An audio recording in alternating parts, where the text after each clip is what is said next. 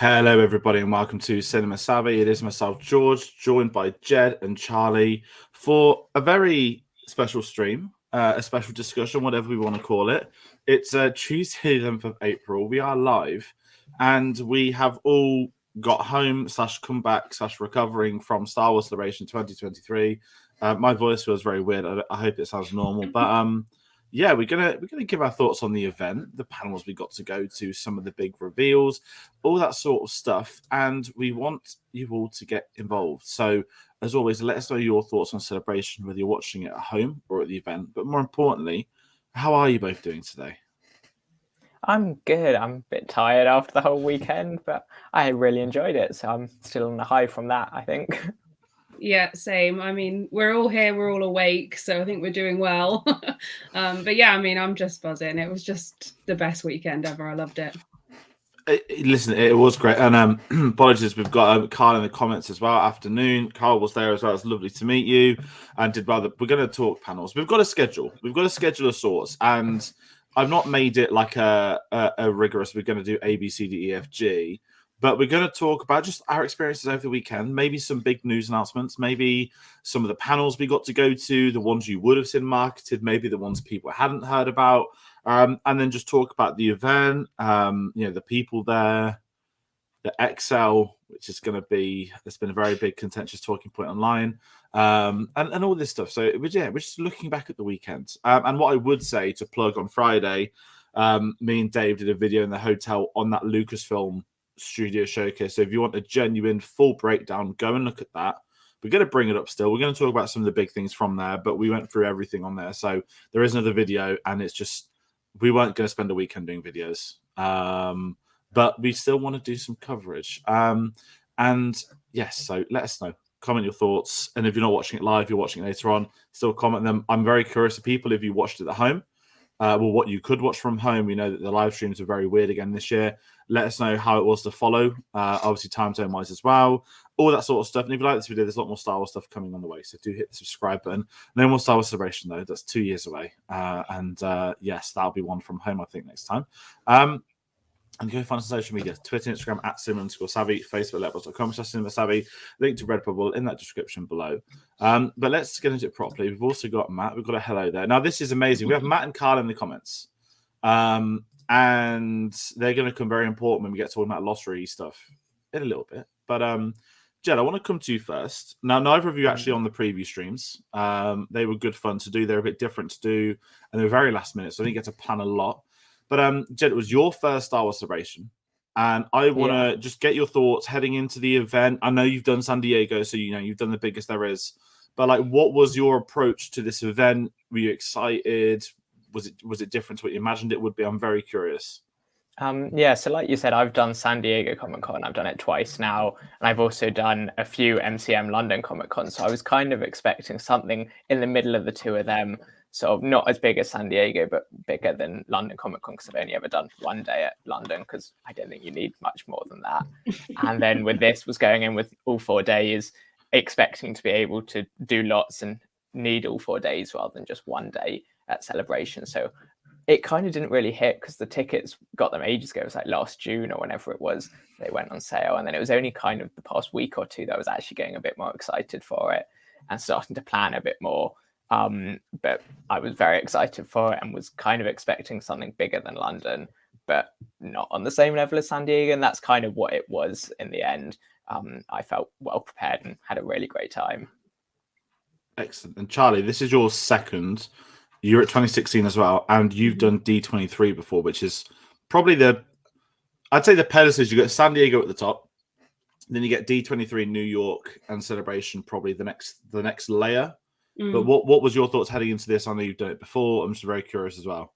Well, if anything, it's just made me want to go back to D23 because it just brought all that back. But yeah, I mean, it was wicked. I think it was better than 2016, but I don't know if how anyone else feels about that. But mostly for me, because I felt like I was a little bit more aware of where I needed to be, what I needed to be doing, like what the best sort of way to plan the weekend was. 2016 was a little bit like I didn't know what to expect. So I just kind of went in a bit blind and yeah, just gave it a go. But this time I did feel a little bit more prepared.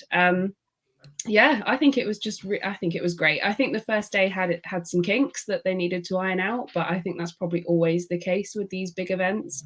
But I just kind of made the conscious decision at the start of the weekend to just, if I don't get into things, it doesn't matter. If I can't afford to buy things, it doesn't matter. Like, just there for the ride and the experience, and to just soak it all up, and that's what I managed to do. So yeah, it was great. Absolutely, and we've also got Sam as well. Oh God, I hope that comes up as a hand like the YouTube comments. Streamhouse does that very differently. Yeah, it's an interesting one heading into it. So obviously, I'm the same as you tried. 2016 was the first one I went to properly. 2015 was the first one where I sort of followed it from overseas. Me and my sister went to London. They like streamed the episode 7 panel to the Leicester Square IMAX. That was before they said they were going to put it on YouTube. So we got a cool poster out of it, so at least it wasn't a waste. But 2016 was like, yeah, like it's Star Wars. And that event for me ended up, well, that's one of the favorite weekends of my life. And yeah, I was very lucky, autograph wise, pricing wise. You know, people I got to meet there, Dave, Phil, loads of stuff like that. And obviously, then everyone gets fear of missing out. 2017 Orlando was, there was like 9-10 months notice in between celebrations, which was just like impossible to even consider. I was doing my last year of my degree, and I remember when it got to Orlando, I just watched everyone have an amazing time, and I was proper fuming at home. So I was like, I'm not going to miss the next one. And then it was Chicago, which I went to. Didn't get to Anaheim because of COVID, and then here we are this year, announced in London. Everyone got the hotels spot. I know you guys are based in London, so I think you both communicated, didn't you? Yeah. The military mission for me was when Anaheim finished last year at the closing ceremony, I text sort of everyone hotels to stay at, and there was a few people staying at the Premier Inns, but by us in the same hotel. And it was just like it's an event where it was like, this year was a military operation. That's how I saw it. Chicago was like, I'm in America. I've never been to America. Oh my God, I'm also at a Star Wars convention. This is gonna be sick.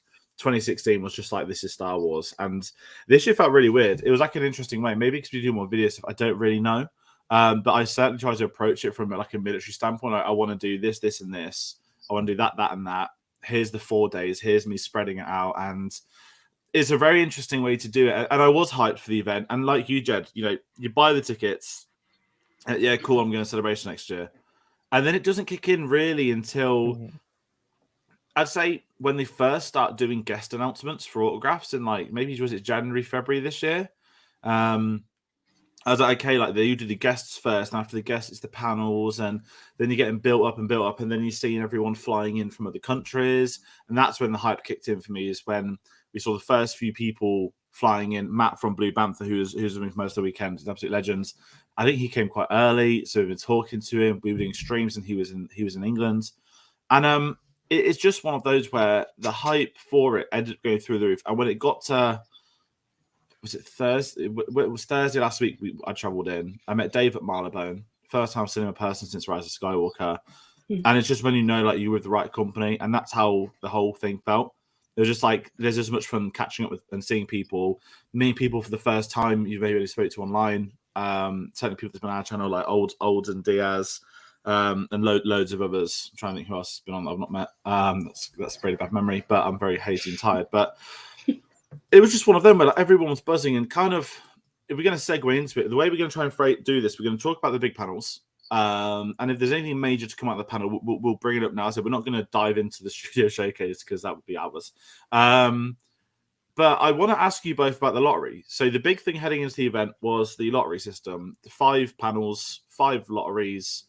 Well, one of them had like a 2-day lottery, which was Kenobi. How did it go for both of you before the convention started? Like, did you get 1 out of 5, 2 out of 5, 0 out of 5? Like, I'm quite curious. So I remember when the lottery panels were first going out, I got an email saying I'd got Twin Sun stage for Villains of the sequel trilogy.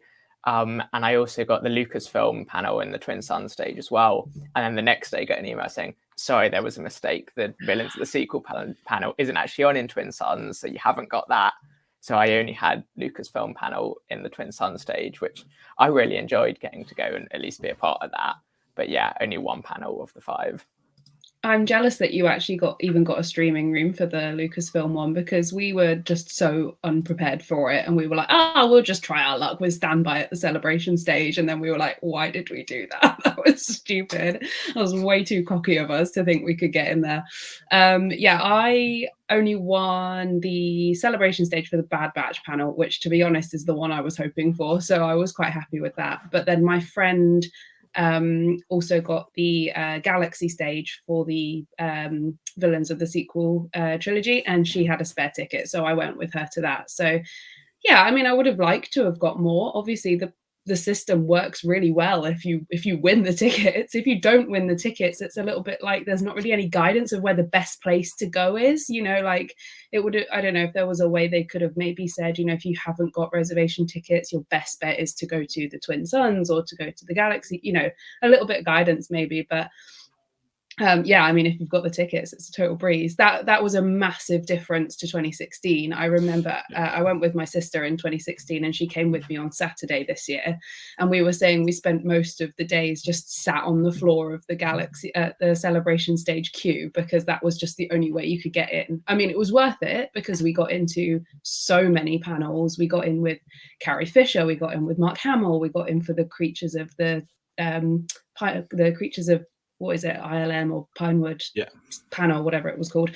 So we did get into a lot of them, but we got into a lot of them because we sacrificed a lot of our day to make sure that we did. So, you know, I think both ways work. It's just whether or not people want to queue, don't want to queue, want to risk getting tickets. You know, there's never going to be a really easy, fair way to do these kind of things. And you know, but I don't think, other than missing out on the Lucasfilm panel, I didn't really miss out on too much. I would have liked to have known that the tickets for Obi-Wan had become available. I seem to have completely missed that communication, and then everyone was like, "Oh yeah, we got reservation tickets." I was like, "How? When did that happen?" Like, I don't even remember being told about that. So that was a shame, but yeah, I was just so happy to get into Bad Batch. That was such a big one for me. No, definitely, and kind of we'll stick talking about the lottery system. We've got Dave as well saying hey, and Sam saying hey again. So we got lucky. We got three out of 5. We got Celebration Stage Lucasfilm panel, Twin Suns Ahsoka, and Bad Batch on Galaxy. So we got one from each stage, which I like. Just the OCD of knowing I've been to each stage. And we wanted the main event the Friday on to me it was the main event was Friday, and I would have happily sacrificed, you know, someone said to me, you're going to get one, it's going to be celebration stage, it's going to be Lucasfilm. I say brilliant, you can have all the other 4. That's how I would have valued that, and I was buzzing for that. And this is where we've got perfect 2 with Carl. I got 0 panels, but 5 to 6 game starts and Johnny got him via the standing line. Seems to be loads of empty seats. And this was it. So Matt, who's here as well, Sam, who is also here as well, Matt and Carl both got into Galaxy stage for the Lucasfilm panel, and I know Sam got into Twin Suns. If I'm wrong, correct me. But I remember telling people, whatever you do, don't go to the celebration stage for the standby, because everyone's going to go to the celebration stage for the standby. So if they were lucky to have any, it will be the people at the front. And I don't know how the queues were on Friday morning. We had our own entrance at the celebration stage. Me and Dave right at the front, which was great. We were very lucky, but because we were sort of cornered away, we didn't see what the show floor was like till we got out of that panel at 1 o'clock. And I don't know, again, you know, if people went to Galaxy first or the others, but it seems to me that everyone went to the streaming stages, got in. And then Sam's just also he got standby for Twin Suns for Lucasfilm. He was unprepared, but he got in with some of the final wristbands, which is kind of great. And I think this was it. That I think once people started sussing it out, it became a lot easier to work around it. And I think that led to one of the worst days of my life at a convention, which was Saturday, it was a great day still, but the early starts were tough. Were very tough. I mean, I don't know what it's like for you guys. You live a lot further away. I mean, I live far away, but in the sense of our hotel was 5 minutes away, so we could walk it or, you know, get the DLR. We were very lucky with how we could get in that early. But it was just a lot of people seem to have got it. I know Elliot, who's on this channel quite a bit, Elliot got into a few of them on standby. I can't remember which ones, but he definitely got into some. He got unlucky with the wristbands with him. It was just one of those where I'd not experienced a convention. Like, Charlie, you mentioned 2016. That was literally, you just got into the panels and it still felt like a new sort of thing. And one thing I found fascinating with the celebration stage on Friday, when they're doing the warm up for the DJ Elliott, he actually said, put your hands in the air if you're American. And it was like 2/3 of the room. And to me, that was, well, okay, they're the seasoned convention goers. Almost all the VIP section was Americans. And it's like all the seasonal ones were sort of there. But I think everyone was learning across the event. And it is something that I find interesting. And as everyone will say, like, it's impossible to please. However, I mean, Celebration Stage held 4.5K. Galaxy was 2.4K. I don't know about Twin Suns, maybe 500 people. If that. Yeah, I never even went in the Twin Suns one the whole weekend. It wasn't. Twin Suns was nice. No. It was weird. It was like, it felt like an assembly at school in the Twin Suns stage. Like I know what you mean. Yeah, like you're all seated. I would say though the seats were comfier than the Galaxy stage. You're all sort of sat there in the room. They've got the monitor at the front and it's raised up so the people at the back can see. And that's sort of how that went. But that was a nice little stage. And they didn't have that in 2016. 2016 there were just two, because I remember Rogue One, you had the main stage and the secondary one, and it was a really interesting approach. But if we want to talk about some of the panels, because we've been quite lucky, and obviously I think you two did way more panels than me as a total across the 4 days. But talking the Lucasfilm Studio showcases, I'm not going to deep dive into every single thing from it, but I'd love to ask you both, what are your thoughts on the 3 films they announced? I thought they sound interesting. Like, they haven't announced much about them yet, so can't judge them too much. But I think it sounds good. I was excited when they announced Daisy Ridley was coming back as well. Yeah. But I kind of wanted to know what they're doing with the films going into the future. And now that they've announced these 3, that all sound like they're going to be decent films. Hopefully they will be. But I think at this stage, like, from what they've announced them, they sound good. I'm looking forward to them whenever we get to watch them. Yeah, I mean, I think you're right. I think it's about, like, they could have easily played it super safe and just not talked about, like, cinema releases. They could have just said, like, this is all the massive Disney Plus things we've got lined up. But I'm glad that even though, like, we don't really have much information, I'm glad that we've still got that. We know that's coming now. We know that that's what things are building to. Yeah, the Daisy Ridley news was just amazing. I can't even really remember where I was when someone I think me and Neil were sat outside and he was like, Charlie, Daisy Ridley's coming back. And I just like screamed. I was so happy. And obviously it's great to see Dave Filoni getting a film. That's been a long time coming. I have to admit, I was quite disappointed that we're not getting a Bryce Dallas Howard film. I do feel like that's something that we should be getting by now. Her episodes on Mando have just been so good. Everybody is always hyped when they hear she's directing. So hopefully that's something that we'll get in the future. But yeah, I mean, I don't know which is my favorite, which I'm most excited for, because I can't really tell you anything about any of them. But to see Daisy Ridley coming back was both a surprise. Like, I'm surprised she wants to do it. I'm surprised it's happening, but I'm also super excited that it's happening. Yeah, it is interesting. I mean, I'm not going to talk about episode 9, but there've been murmurs for a while. They wanted to like go past 9 quite soon. And I think no one would be disagreeing, saying, to the system of normally we do them, 20, 30 years apart. Very soon is the scale of this. And at the same time, with where the Mandalorian universe is going, we've got young Luke Skywalker that's appeared in Book of Boba and The Mandalorian. I wouldn't be surprised if he ends up being in this. I don't want to call it team up film because I don't like making it to Marvel, but let's be honest, it's going to be called Heir to the Empire. And I think we will probably see the young Luke Skywalker again. I don't think that's something they're just doing for the sake of 2 little cameos. I think that is something that Mark Hamill is on set. Mark Hamill works with it. Mark Hamill loves it. You've got, of course, the double who used the body. And I feel that, when everyone talks about, we've got the Star Wars sequel should be like this book from 20 years ago. And that's like 10 years after. You think about the logistics of Rey, like, well, yeah, there is, it doesn't have to be a 30-year gap to get to the next, to bring them back. Like, they could do stuff in between now and then. And that's the film, they've been switching out writers left, right, and center, but Stephen Knight's on it. Stephen Knight, I think, spoke about it publicly. Kathleen Kennedy's confirmed it now. And I think they've said that the first draft should be in the next month or 2. So I am very curious about what they do. And I think for me that the most one I'm hyped for is the the Mandalorian. Well, with them, I don't like the term Mandoverse, but I have Neither sat do there I. on That's a, awful. yeah, Who came up well, with that? it started off as a joke, didn't it, when they started popping up, but then it's sort of become a thing. And I do think it's going to be Thrawn. I think obviously they're going to tie. They're not going to do like multiple seasons of Boba and Ahsoka. I think it is going to be we get Skeleton Crew, Boba, Ahsoka, and then we're probably going to get. My bet is still 5 seasons of The Mandalorian than the film. And I think Filoni's is so earned. I was very surprised that Favreau isn't doing it, if I'm being honest. He's only directed 1 episode of The Mandalorian. I thought, he'd have his eyes on the film, but Filoni directing a Star Wars film is like the prophet, like, you know, the next George Lucas, what has been spoken about for decades. He's all up for it, and it's the same with you for Bryce Dallas Howard as well. I think when there are things I think down the line, that probably could be one. And I think she's got a very big career outside of Star Wars as well. Yeah. I think she'll be like her dad, of course, you know, started as acting when it's directing. And I do think she'll be having quite an impact on Hollywood over the next couple of years.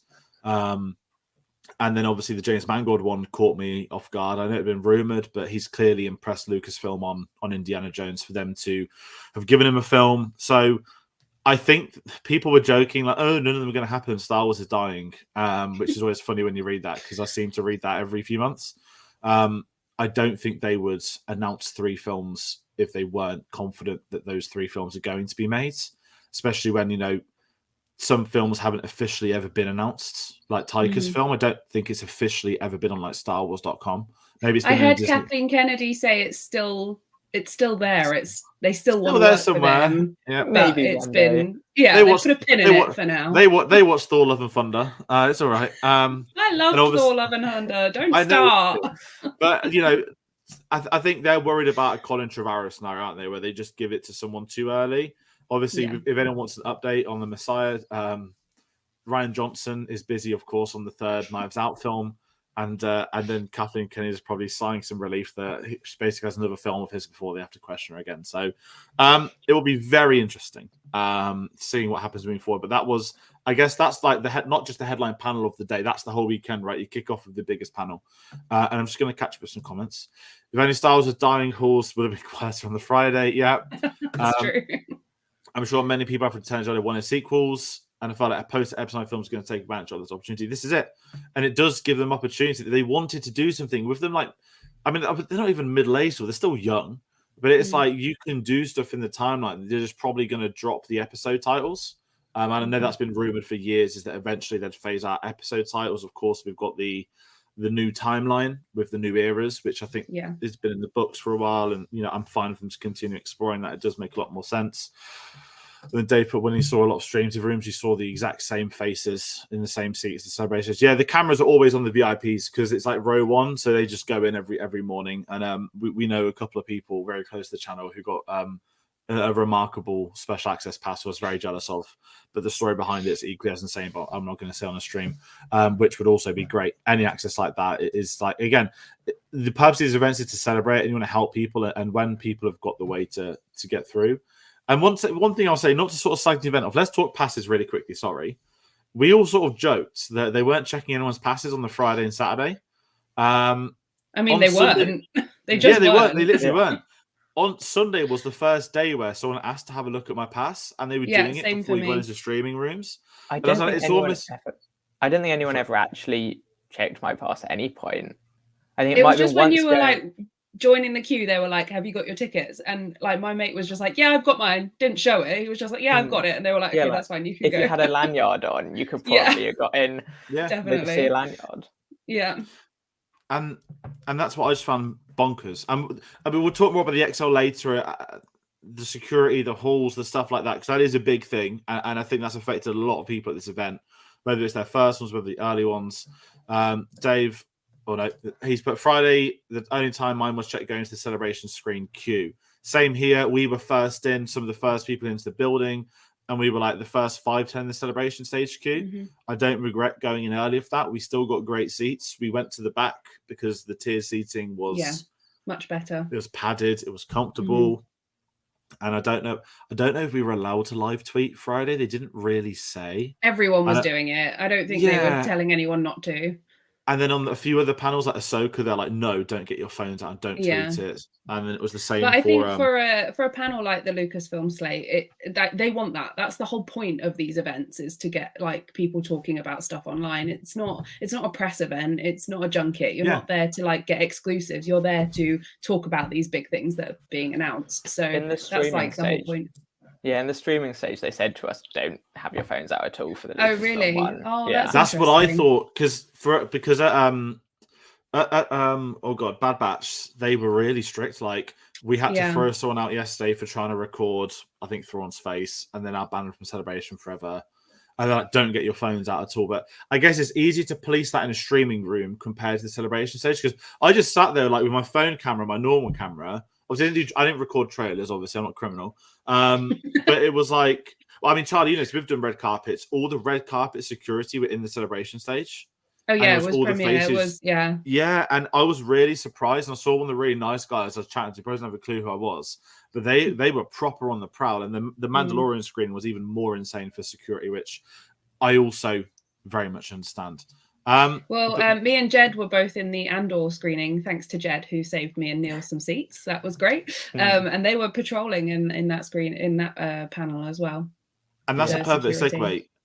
Talk to me about Andor. So Andor was one of the panels I really wanted to go to, but when we got out of that stage on Friday, I knew that people had started queuing already, and because we'd got the Mandalorian screen, I didn't want to do day one in all queues panels. And and Celebration. So I sacrificed Andor, but obviously we got the season 2 trailer, which made it a bit easier to sacrifice that panel, and obviously the cast were there. But tell me about the Andor panel, because I don't know if it's on StarWars.com. I need to catch up with the YouTube streams to find out what panels I can watch that I've missed. But I would have loved to have been in that, so I want to hear what your thoughts were on it. Yeah, I mean, straight after the Lucasfilm panel, we went and just got in the queue for Andor, really. So did spend a lot of the first day in queues and in panels, but I really enjoyed it. As someone that didn't love Andor, like I really enjoyed it, but I don't think it's like best Star Wars ever, which a lot of people have been saying. I really enjoyed the Andor panel. It was interesting. I loved sort of all the people in cosplay before the panel as well, going up onto the stage, chanting One Way Out, which is quite fun to see. Got to see the season 2 teaser again, which is quite good as well. Also seen that twice. But it was a good panel. They showed lots of stuff about making it and talked about that, which I really enjoyed. And I'm pleased that I queued for however long it was in that queue. Yeah, it was really good. Me and Neil, because we didn't get into the Lucasfilm panel, we just went for a wander in the morning, and then we were like, let's jump in the queue for Andor. And yeah, it was really good. It was nice to be in the room. It was a nice way to kick off the panels for the weekend. And the cosplayers were great. I mean, that gave me goosebumps when they were doing the chant. I was like, this is what it's all about. This is why we come to these great big events and be surrounded by like-minded people. It's for big things like this. And it was just really nice hearing all the cast and creative, like they all sounded almost quite emotional, like the impact that series had on people, especially the costume designer. He was really, you could tell that he loved doing it, and to see so many people essentially wearing the things he designed, that must have been quite special for him. So yeah, it was a good panel, and season 2 looks good. Yes, excellent. And we've got a couple of other comments. We're going to bring some more up. Sam, his ticket was never checked once. The bag wasn't checked. I think this was just done for the celebration stage and the big panels in the streaming rooms. Carl, he loves some of the smaller panels on the 3rd floor. The beautiful Twin Sun stage was interesting listening to some of the talks and presentations. Yes, we've got a couple of them. Jill, I know you went to a few of those in Twin Suns as well. Sam was at the Andor stage on the Friday. Secret was around a lot. Only time it's a celebration stage. And he loves seeing the creatives and cannot wait for season 2. So, let's talk The Mandalorian. Now I know, Jed, you watched the episode on Friday. Yeah, I think. Yeah, let's not talk about it too much. Please. Yeah, this is it. So some of us didn't get into that panel. the day ended with the screening of Chapter 23, released tomorrow morning, 8 a.m. UK time for people curious. And that was a massive surprise. So last year in America, they showed the first 2 episodes of Kenobi at Celebration, and that ended up being like 5 hours. When that screening finished, that was 5 hours before they actually released online. So it was like a night before. So I understood that. And there was nothing to spoil per se with the first 2 episodes of Kenobi, because obviously it ends with Anakin in the back tank. Now, I was very, very surprised in The Mandalorian. So what they did in the panel, they showed us the first 5 minutes of chapter 23, and then when it kicks in like The Mandalorian, that's about to say the chapter, and they didn't show it, and I was like, oh, that's a shame. And then they were like, boom, fan event tonight. You've all got a wristband on, you're all coming. And I was like, thank God I didn't take the wristband off, because I almost did once we got down the site. So I hate having wristbands on. And I was the same. I was very curious. And we've got a great comment, Carl. Do we think it was a mistake to show the episode early for spoilers, or a good idea to build the hype? Now, I have not seen any spoilers at all. Phil has said the same. Now, Phil was watching it with me. Charlie, the question I have for you, have you seen anything from this chapter? Not even, no, nothing. The only thing that was close to being a spoiler was my friend who was in the screening nearly said something, but that was in person, so that doesn't count. So I got a message from a friend asking me something because he had seen a spoiler online. It wasn't true, so I said to him, no, that didn't happen in it. Oh, interesting. So there are some fake spoilers out there. Yeah, there's people out there just having a laugh. Yeah, but no, I've not seen any spoilers. No, it's a very good question, because I'm not saying this is a British thing. When No Time to Die came out, we got it like 10 days before America, but like no Bond fans spoiled it, and it's probably one of the biggest spoilers in film history is that they kill off James Bond in a James Bond film. Like, that's actually insane. Don't when you think about it. Yeah. And it's one of those things where I'm not here to slag off Marvel, but the internet has hit this era in the last like 3-4 years where they go up on 8 o'clock in the morning on Mandalorian, go on Twitter, and someone's like, spoilers .. with a spoiler photo. I'm like, your dashes and gaps don't hide the spoiler. It's not enough. It's the same like we were saying before we went live with Succession. Like it went on TV in America when we were all in bed, and then we wake up the next morning and the whole episode is just all over Twitter. And it's like, what's going on? Why is this suddenly an okay thing to do? Like, at least give it 24 hours, And this is it. And like, to me, I'd never really had that with TV until Game of Thrones. That's probably like the most famous example. I think the Red Wedding was the first time I'd already seen it. I watched it live, but that's the first time I started seeing stuff in it. It's every Marvel film now. It's Star Wars, Mandalorian releases, and I really struggle. Not avoiding Twitter because I can, but I just hate the concept of it. It's mainly clout chasers that do it, which just does my head. It's the same people every week, and it just frustrates me. So, what I would say about the episode, and this is obviously giving debate. I think it's the best episode of the 3 seasons. I've been saying this for a while. Obviously, wow. The difference is unlike a normal week, I can't just log on and watch it. I have to wait till tomorrow. So I'll be watching it very cautiously tomorrow evening. Well, actually, I might do it morning and evening. I'm still off work. And I'll be curious on what my dad thinks. But it is a very interesting question because I've seen a lot of Americans that were worried that people would spoil it. No doubt there'll be spoiler threads on Reddit and stuff like that. No doubt someone somewhere has tweeted some of the spoilers. But I've been very lucky. I've not seen anything. And it seems like most people were well behaved. And security was very, very strict at that screening, more so than any of the screenings, seemed to have the most security. And what I've got to kind of say with that is, we'll talk about Ahsoka in a bit, but like, even Thrawn's face hasn't been shown yet. They showed the trailer twice in 3 streaming rooms. Normally a still of a photo would leak, but it hasn't. They've been able to like guard Thrawn's face. I just find it insane. And some of the other stuff, like the Acolyte, I think 40 seconds of that trailer leaks when it's about 2-3 minutes long, and they've done very well to not have.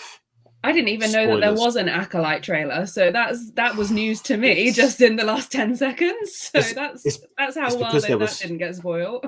There was so many trailers on Friday. Like, I was like struggling to keep count. Like, Skeleton Crew had one.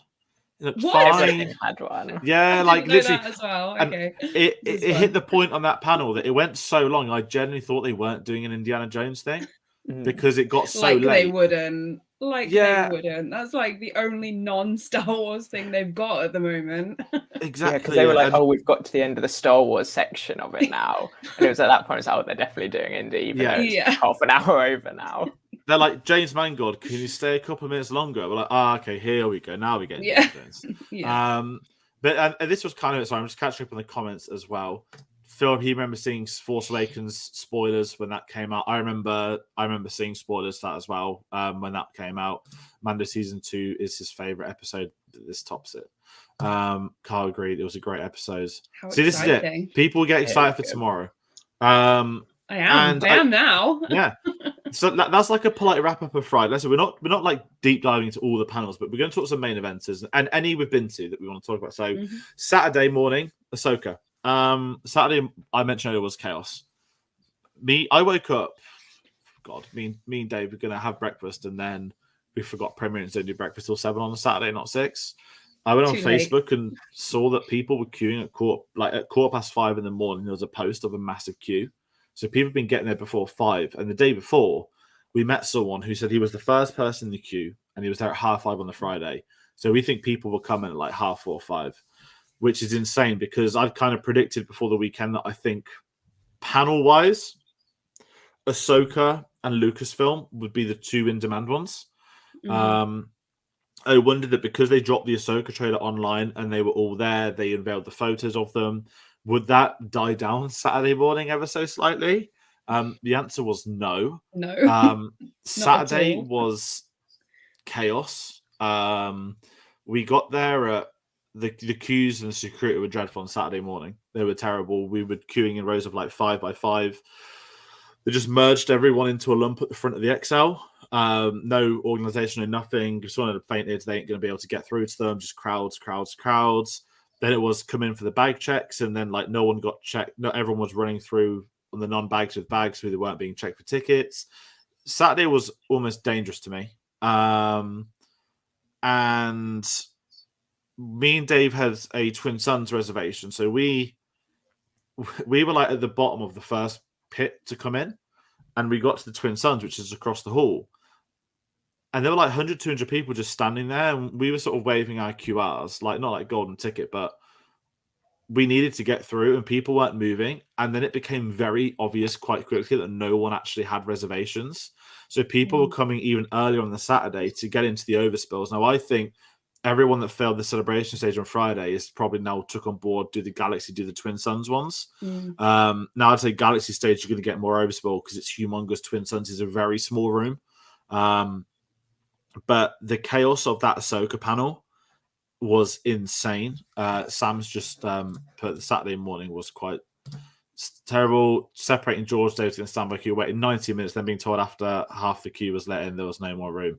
And that was it. It was Saturday morning I hated, if I'm being honest. And I think not to set a tone, like, because again, I had a great time. I say in the panel, they were doing, the weird DJ stuff before and my brain was switched off.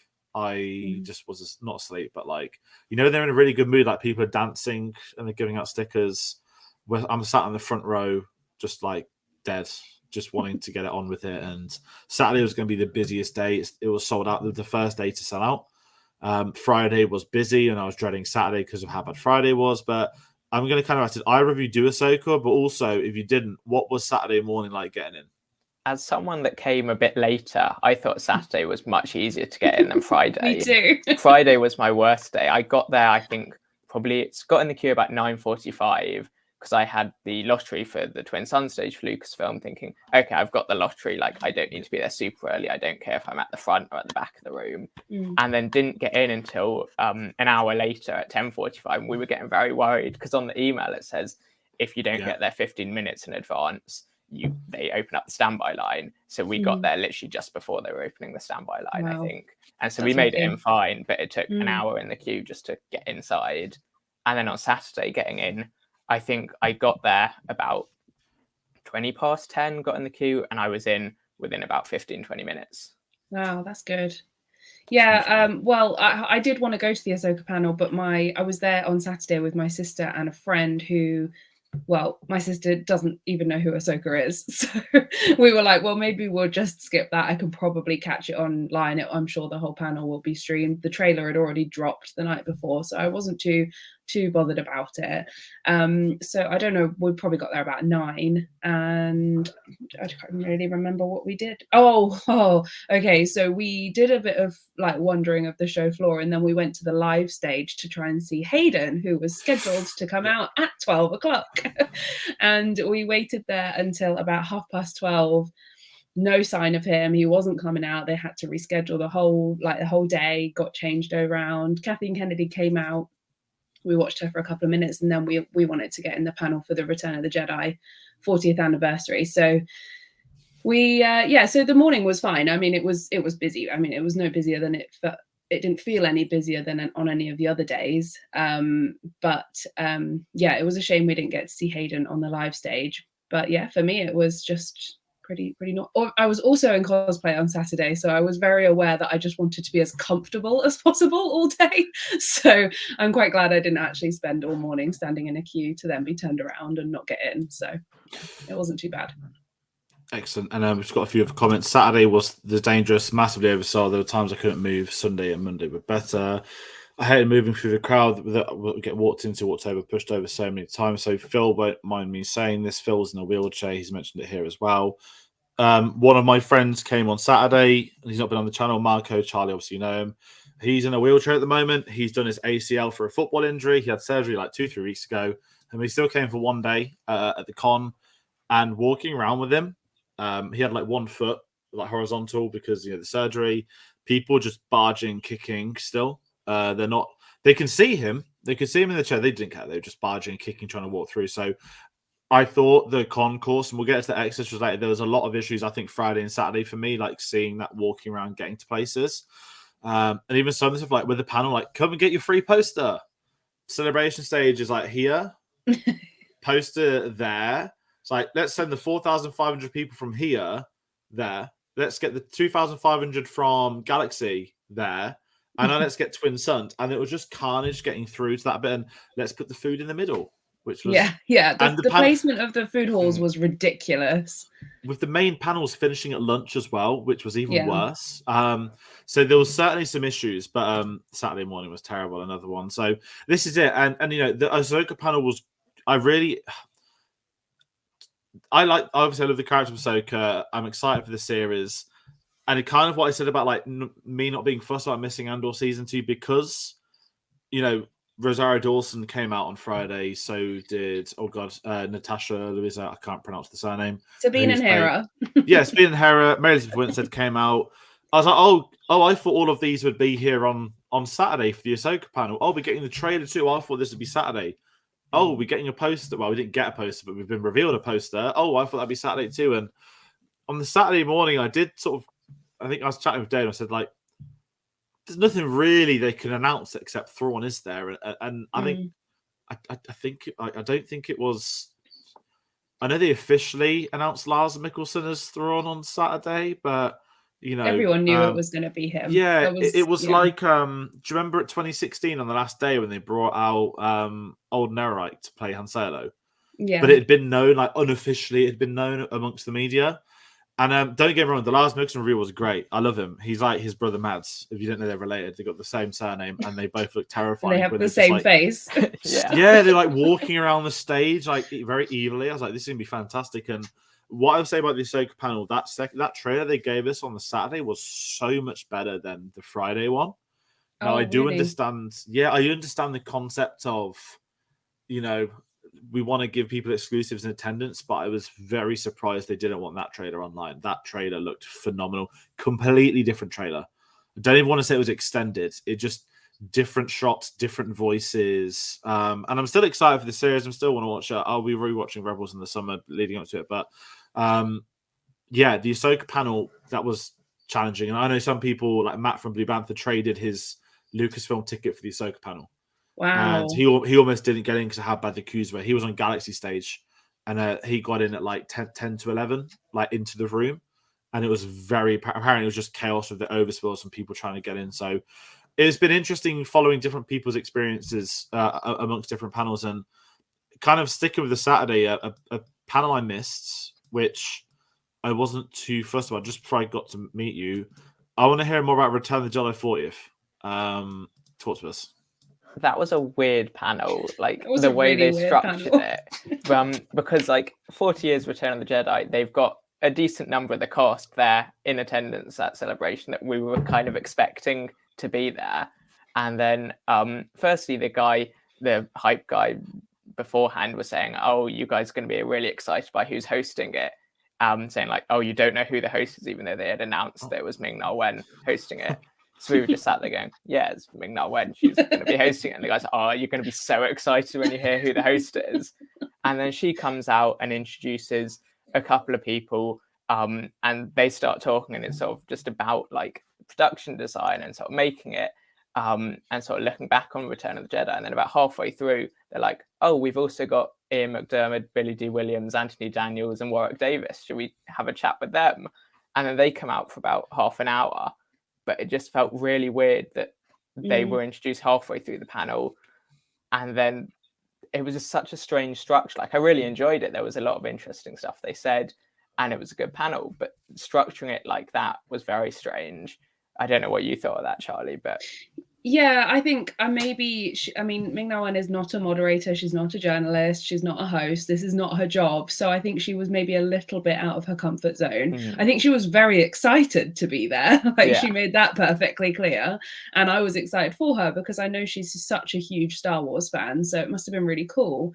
But she needed maybe a little bit of guidance. Her questions weren't really very well put together. Some of the questions were actually just the same questions over and over again. And it was also difficult, I think, for the creatives that were on stage, because actually they didn't work on Return of the Jedi. They work in Star Wars now. So it was like, she just kept asking them, how did Return of the Jedi influence your work now? Over and over again. And they were like, I don't really know how I can say this in any other way other than we really liked it when it came out, you know? So, yeah, it did have its awkward moments. I'm not sure Billy D should be doing interviews anymore. He's not in the right headspace. His health is obviously deteriorating. Like, it's really sad to see. It's nice that he was there and it was exciting when he came on stage, but when he was asked questions, he didn't know how to answer them. Like, although apparently it was he had a good interview on the live stage. I didn't see I it. heard that. Yeah, I didn't see it. It was immediately after the panel. Yeah. He must have been like herded over there straight away. But yeah, I will say, if it wasn't for Anthony Daniels, I think that whole panel probably would have fallen incredibly flat. He's so good with a big audience. He's so funny. He's so self-aware. Like, it was nice to see. And him and Warwick have such a great, you can tell they've been doing these things together for such a long time. They've got a great rapport with each other. So yeah, I'm glad I was there. It was nice to celebrate the film, you know, the film that's kind of really kind of kicks off. Obviously, A New Hope is the one that kicked it all off, but this kind of made way for all the ones that came after. So it was nice to sort of celebrate that. And we got a nice little video from Mark and Harrison, who clearly just didn't want to be with us this year, but that's fine. Yeah, so I'm glad I was there, but I'd probably say it was like my least favorite panel of the weekend. We got a fun poster too as well. Oh, we got a great poster, and we obviously got the cinema re-release announcement, which was really cool. And we still haven't been told what UK cinemas are going to show it. Let's not get our hopes up from Cineworld. I never do anymore. Well, this is it. So I, again, like the Friday. Okay, I'm on the main event Saturday. I don't want to do. Yeah. Had Ford have I had this insane Harrison Ford theory for a few weeks for Celebration. So I thought it was a 50-50 if Harrison Ford would go on the Friday to promote Indiana Jones, because we know Harrison Ford actually likes Indiana Jones. But does he? That's the one he does. That's the one Are we still sure about that? And it's this amazing where I thought, okay, that's a 50-50 because it's Easter. And then I saw set photos of him playing a certain Thunderbot Ross, who's famous for having a mustache, cool. but now he doesn't have a mustache because it's Harrison Ford. It's Harrison Ford in a suit at work. And you know, I'm fine with that. So I was like, okay, it's 50-50 if Ford comes. And then if in that 50-50, if Harrison Ford did go on the Friday, to me, it's then a 50-50 if he were to go on the Saturday. And that would have only been, and then if he was a 50-50, then I'd say, okay, if they got Ford in, they'd have got Mark in. I think those two would have only gone if the other was there, not the other way around. Do we know why Mark wasn't there this year? I mean, I know he's not doing autographs anymore, but I didn't. I also don't know. Is he in the middle of a project, maybe? No, normally he declares, normally he says he's not going to Celebration. Yeah. So a lot of people are quite excited, like, he's not said he's not going this year. But then you got to think, you know, when we did 2016, last year I wrapped the week before at Pinewood. So it was probably easier for them to say, hey, guys, can you just stay another week, another 10 days? You know, obviously you'll get paid. But it was one of those where I when you know that Return of the Jedi is Mark's film more so than any other Star Wars, like the fundamental image of that film is Luke Skywalker with the lightsaber. There's nothing. No, You mean this lightsaber? Yeah, exactly. That was the one that they've just released for anniversary. You know, all the 40th anniversary. So this is it. It's the best lightsaber in Star Wars. It's the best lightsaber. It's beautiful. Exactly, and you'd think again because you know the amount of. I mean, I'm wearing the hat. The amount of the Hasbro stand announcing all the products left, right, and center. Return of the Jedi. They really bigged it in, not in a critical way. In Chicago, I went to the Phantom Menace panel, and I was buzzing. It was 20 years of Phantom Menace, the first ever film I saw at the cinema. Jed wasn't born, which scares me. The Phantom Menace in 3D was the first Star Wars I saw in the cinema. Oh, there you go. Still got to watch it's nearly it. The same thing. Exactly. I won't even tell you what the first one I saw in the cinema was because you'll probably both throw daggers at me. Special it was editions. Force Awakens. Oh no, I already knew that. Sorry, of course I knew that. That's fine. But it was just one of those things where, you know, in Chicago Phantom Menace they brought out the ILM team, but it was like Doug Chang, John Knoll, but everyone that worked on it. So it was great because we wanted to. You know, these are people that design like the most like insane period in Star Wars history.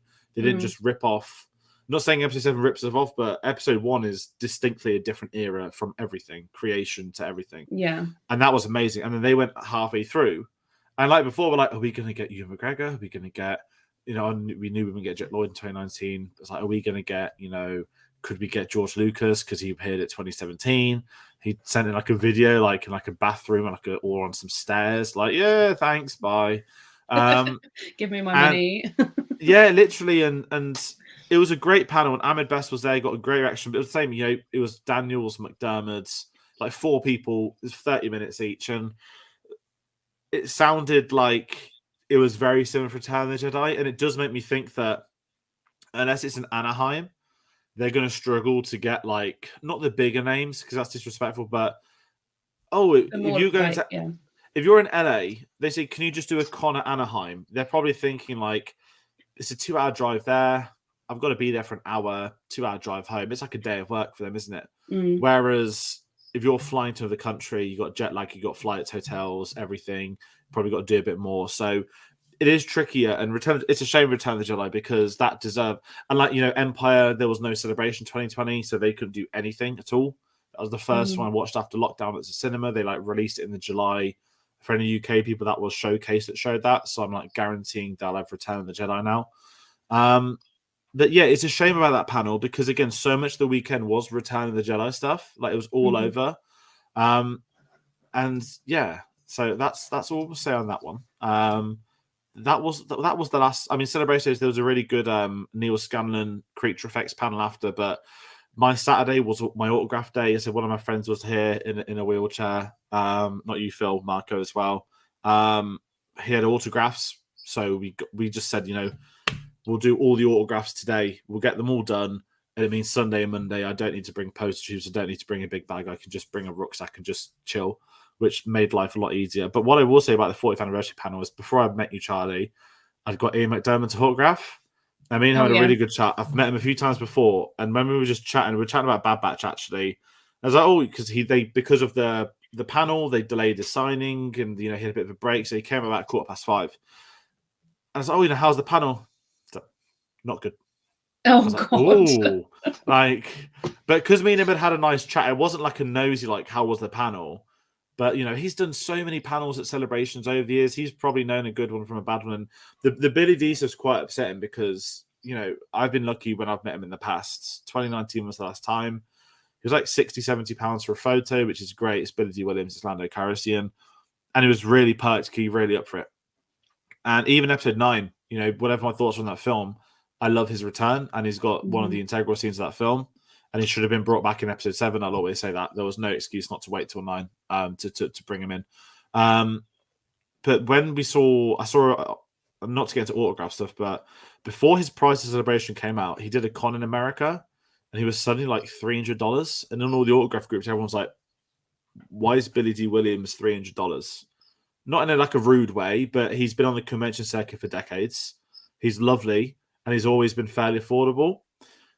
And obviously, over here we've got the cost of living crisis, which is big. I noticed the autograph halls were a lot quieter than normal. Maybe there was a bit of a message that was sent. Only 2 people had sold out, which was Hayden and Ewan. But it was really interesting that when we were queuing for Ian McDermott, it was really sad. Billy D was just on his own in his booth for like 10 minutes. No one came. No one, nothing. And I was like, I've never in my life been to a convention where Billy D Williams has no queue. There's no one waiting to meet him. And the pricing was disgusting. But kind of when we spoke later, he said, he was really struggling on stage. And it's just a convention a few weeks ago in America, someone put an autograph group that the person, his agent in his ear. And it's quite sad. It's a bit like Stan Lee. When those videos went viral of Stan Lee at the last few conventions, where like the agent was telling him how to spell his own name and sign his own name. Now, of course, that's Facebook, but autograph groups, they don't tend to get stuff wrong at conventions. Yeah, and that was quite like in the panel, he had like a little piece of paper with him with like the production houses for US and UK, like for his book, and then like a little brief about what his book's even about. Like he was just not, he was not there. Like that's literally all he said. Yeah, and it was really quite sad. It was quite uncomfortable, and it's a shame that he was kind of put in that position. Yeah, and I think his agent next to him was in a bright white suit, as bright as it could be, center of attention. I was just there like, I don't know the scenario. I might to be sound like an idiot, but the Stan Lee stuff caused such a big thing. I think even like actors were coming out like, we need to like get him away from his agent and these people that there was loads of. You can read up on the Stan Lee stuff. There was like issues with his daughter and his wife passed away, loads of stuff. It's like the vultures came in basically, and I think that's what's happened with this. And again, it'd been great for him to celebrate the anniversary of that film. It would have probably helped if you'd have had Mark there, or Harrison. When they opened Galaxy's Edge, they all went together. Those guys did as well, which was great. And I know that obviously Carrie was close with all of them, so it seemed very weird the episode 4. But I think with the episode 6 thing, to me, and not in a horrible way, but the last thing I'll say is, I was so surprised it wasn't a lottery panel. But the moment you realize if they're not doing lotteries for it, are they thinking it's not as big as it should be? Like episode 4's anniversary was the best panel in Star Wars Celebration history. You can still watch that on YouTube. But we've got a quick comment. How was the autographs and photographs? Heard good and bad things. Some were saying they were rushed. Okay, so can actually see it on the stream, but my Kenobi poster is actually up now. So I've just put it up there to replace Tron on the side on the angle. You won't be able to see it properly till like a normal video. But I had an okay time. The pricing was too high, which I knew it would be, and I don't do autographs as much anymore. Indira Varma was lovely, and there was not really... When I say there's no queue, I mean like a maximum of like 10, 15 people. Indira Varma was great on the Friday. I know that Sam was watching, got a photo up with her as well. It seemed very chilled. Saturday, Vivian Lauren Blair plays young Leia. It was scary how eloquent she was. You get, when you like see child actors, and like Millie Bobby Brown's probably a standout. When you watch the first scene, Strange Things, like, okay, she's probably gonna, not in a disrespectful way, not be a child actor, but you can tell there are actors that are gonna, like a Natalie Portman, when they're gonna have like a big career for sort of a few decades. The little Leia Garza, how eloquent and how well she spoke and how like talkative she was at a convention. I was a bit worried, but like, is it a parent just like milking their child to sign at conventions? Because the worst one I ever saw was after Rogue One came out. Do you remember there was the scene when they have the assault tank and Saul Grossman raid the camp? There's there's a screaming, crying girl for about 5 seconds who Jin saves. That girl who was about 5 was doing convention the next year, and I remember sitting there like, she's just a glorified extra. Yeah, and as well, like, she's a child. Whereas at least like Vivian Lauren Blair, like, she's done a lot of films already. She worked with Sandra Bullock, Pedro Pascal, and Ewan McGregor as like co-leads, which is pretty incredible at the age of about 10 or 11. But it was all good. What I will say, because of my friend in the chair, on Saturday I was able to basically skip the queues when they were signing. However, the Hayden scenario wasn't great. They, normally at conventions they have a booth and they'll say, no photos, which is fair. It's not your right to take a photo of someone signing the autograph. They don't want people to take a photo. You don't have to. And Hayden ones was like, no photos, no quotes, no personalization, no character names. And it was like a military operation. And that was on before you got in. Then you got into the booth and it was up again. Then you got to the table if you wanted to pick a photo, if you didn't have a poster, it had it again. And then normally, you get a lot of creeps at conventions. It's fair to say. They're sitting like, let's say this is the table. Hayden had 2 tables, and I've only ever seen that with Carrie Fisher, and like a lot of, I'd say, like actresses, who would have creeps, like Pamela Anderson had loads of it before. And I was like, Hayden Christensen having a 2-table gap to the people. I was like, this is a bit, okay. And then either side of him were like 2 official pick staff members. Normally to have 1 person. He had 2 either sides. And they were basically just trying to get us through like cattle with Hayden. So my friends in the chat, obviously, the main reason he still came because he had his surgery was to meet Hayden Christensen. And he got a bit of a chat with him, but it was like you had to talk to him. But you could tell they were rushing everyone for Hayden. We put the post notes on to see if they can sign like character names and stuff like that. There was none of that. It was literally like they would put a post-it note with an arrow for where you want it to be signed. So they rushed him through. I'm quite lucky that when I met him in Chicago, I got a really good chat with him a couple of years ago. So I've had like a really good moment with him in the past.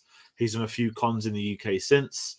But for Celebration, apparently Hayden and Ewan was very rushed. Ewan, did you guys hear about Ewan? So I heard some stuff about the droid and the photos. Yeah. So he's obviously filming something new because he had the insane mustache and a perm, and I couldn't get over his hair.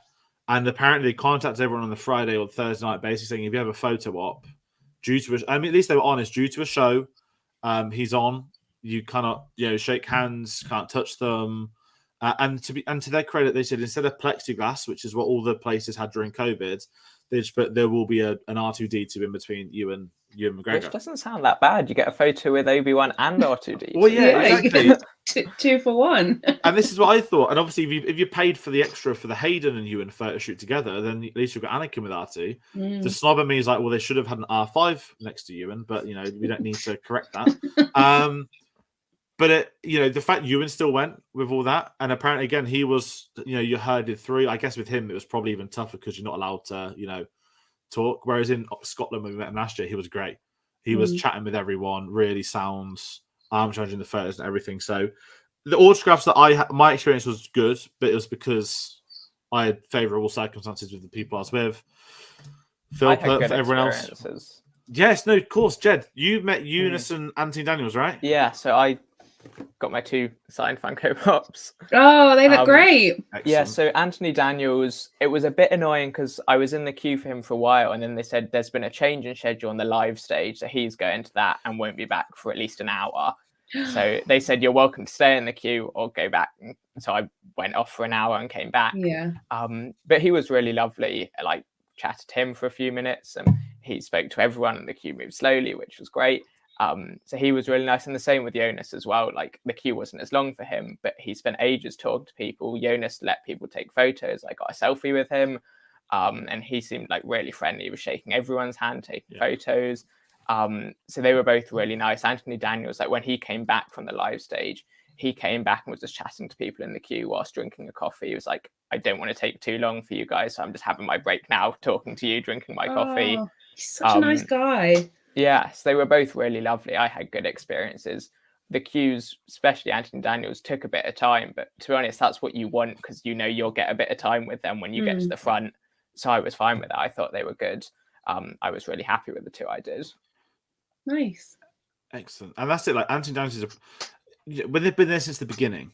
And it's quite sad, I was talking to my dad actually that, 2016, we got to meet most of the casts. And in that 7 years, not including Alec Guinness, but there's only, I think, Mark Harrison and Anthony Daniels left of that main Star Wars cast now, which is quite, in the space of 7 years, with the few that passed away, it's quite sad, really. And Anthony Daniels, every time you ever see him, like, he's always up for it. And he's got full ownership on C-3PO. And even on a personal note, there's, he's very strict with, like, not the costume groups, but, like, he authorizes the people, like, who can be 3PO, but as in the sense of he sees himself as that character. He's very protective of it. And he'd likes to know and I know that he's been involved with the families of people as well. That through when there's been issues, he's very good on the charity side of things. And for the reputation he had maybe 5-10 years ago, the more time I've spent with him over the years at events, I'm like, how on earth He's very particular, yes, but it's because he's proud. It's not because of anything else. And that's how I've always seen it with him. But I'm glad you got to him because I think he's great. Eunice Time is lovely. The fact he was the Wookiee when they did the Acolyte and a Wookiee Jedi Master came out, and then they announced it was going to be him, he's probably buzzing. With someone like Eunice who got to work on these films, and now he's going to continue to do more. It's great because he seemed really excited about that. Yeah. He's like a massive nerd himself, so it's nice to see. Yeah, like there was someone a few in front of me for the queue that showed him their Chewbacca tattoo on their arm, and he was like, "That's the first Chewie tattoo I've seen." He was so excited by Love that. that. It's quality. And then we just got to bring up Phil. He met D. Bradley Baker, Matt Wood, Ian McDermott, all lovely, and Matt Lanter helped him back into his chair as well, which is great. Oh, and this is it. love Matt Lanter. And that the Clone Wars cast are always apparently lovely. It's just that their prices weren't lovely at this event. So I didn't get my poster signed. But let's go past some more autographs. Let's try and get through Sunday. I know we've gone over an hour now. I didn't do Villains of the Sequel Trilogy. So as I mentioned, Saturday was I've done my autographs. I've done my big panels. Sunday's going to be I want to do photos. I want to chill day. Did either of Charlie, it was you that did Villains of the Sequel Trilogy? I did. And after the Return of the Jedi panel being a bit of a flop, it completely pulled it back. It was so good. It was Ian, Andy Serkis, and Gwendolyn Christie, and they are three of the most eloquent, easy to talk to, really proud of their work kind of people. And they just held the stage so nicely, and it was great. It was really great. I've not heard Gwendolyn Christie talk about her time as Phasma at all. So for me, it was so nice to hear her sort of enthusiasm and how much she really wanted to be in Star Wars and how much the character means to her. And yeah, it was really cool. And obviously Andy Serkis also has done Andor since then. So that came up a bit as well. But he mostly focused on Snoke, and that was quite fun to hear him talk about that as well. So, and as a very vocal fan of the sequel trilogy, it was really nice for me to be in a panel that mostly just focused on that and hear them talk about it in such a positive way, because it does get a lot of stick, it does get a lot of hate online and all of that, and it's just nice to hear it being sort of celebrated instead of people just constantly poking fun at it or tearing it apart. So yeah, it was really good. I loved it. Not to dismiss it, but my only problem with that panel is that the two most prevalent villains of the sequel trilogy weren't there. Yeah, I mean, as I said to you when we were queuing, if anyone was expecting Adam Driver to turn up, they may as well have just gone home, because that's just not going to happen. So yeah, it's a shame Donald Gleeson couldn't be there. Apparently he was approached, but he's in the middle of filming, so couldn't come or something. I would also quite like Richard E. Grant to have made a little appearance. Yes. It's a small role, but he's a great guy and he's got a big personality. I think they announced a book on his character. Phil can probably correct me. There's either a book or comic happening on General Pride, but I know he's doing his big he's doing a big what's it called? Like an audience with, isn't he? Like a one-man show type thing. He's doing like a tour, isn't he? I mean, Donald Gleeson, he's busy, isn't he? He's done a lot of films. Yeah. And I know that the Gleeson family, Brendan's been for an Oscar recently. I think there's another Gleeson. There's a brother apparently. There is. I think his name is Brian. He was in what was it called? The Bad Sisters on Apple TV. He was in that. It was a great show. But it was nice as well because Ian McDermott did talk about working with both. He's really close friends with Richard E. Grant, so it was really nice because he had a moment to just sort of talk about how it was nice to have him finally in Star Wars and his contribution to the story and the character and everything. So that even though they weren't there, and Gwendolyn Christie did talk a lot about Donald Gleeson and working with John Boyega. So some of the sort of actors who weren't at the at Celebration over the weekend still kind of got a bit of time spoken about them and talked about how nice they were to work with and how talented they all are and stuff. So yeah, they were missed from the panel, but it was nice to hear their co-workers speaking so highly of them. Perfect. And Jed, for you, any panels on the Sunday? On Sunday, I did two. I think I did the VFX of Andor one, and then the Funko panel as well. Oh, cool. Both of them were quite good. The Funko one was moderated by Emily Swallow, which was quite fun. She came out at the start with like a big Easter egg she'd just been given and just threw it into the crowd. Was throwing chocolate at people. Yeah, and that one, Funko announced a few new things, like the really tiny pops that they're doing, and the Armour Loungefly bag that they had as like the exclusive there, and the new game as well that they were pushing because they had it at the booth as well. And then everyone got a free pop, which was quite fun. I've got it here. Cool. Which one did you get? Frog Lady. I saw the pile of frog ladies behind the giveaway table, and I was like, how do I get a frog lady? Yeah, everyone in the Funko panel got a free frog lady, which is quite good. So cool. I saw some people on Twitter were a bit annoyed that it was a frog lady because Funko in the past have had like exclusive Freddy Funkos and like Demogorgons. It was at San Diego they gave people in their panel, and so they were a bit annoyed that it was frog lady, but I'm happy it's a free pop. I think it's cool. Yeah. They're recouping their stock, aren't they? Yeah, this is it. They're not giving out Mondo posters anymore. We can we want to know about what's happened there. Sorry, I'm not going to be over that. I want to talk the Andor VFX panel. So I got my timings wrong on Sunday. Like this was at 1, and well, I thought it was at 1, and then people like were in the queue. I was like, wait, why is everyone in the queue for Andor? It's like 11 o'clock. So I had to get from the top to the Twin Sun stage, and when we sort of mentioned.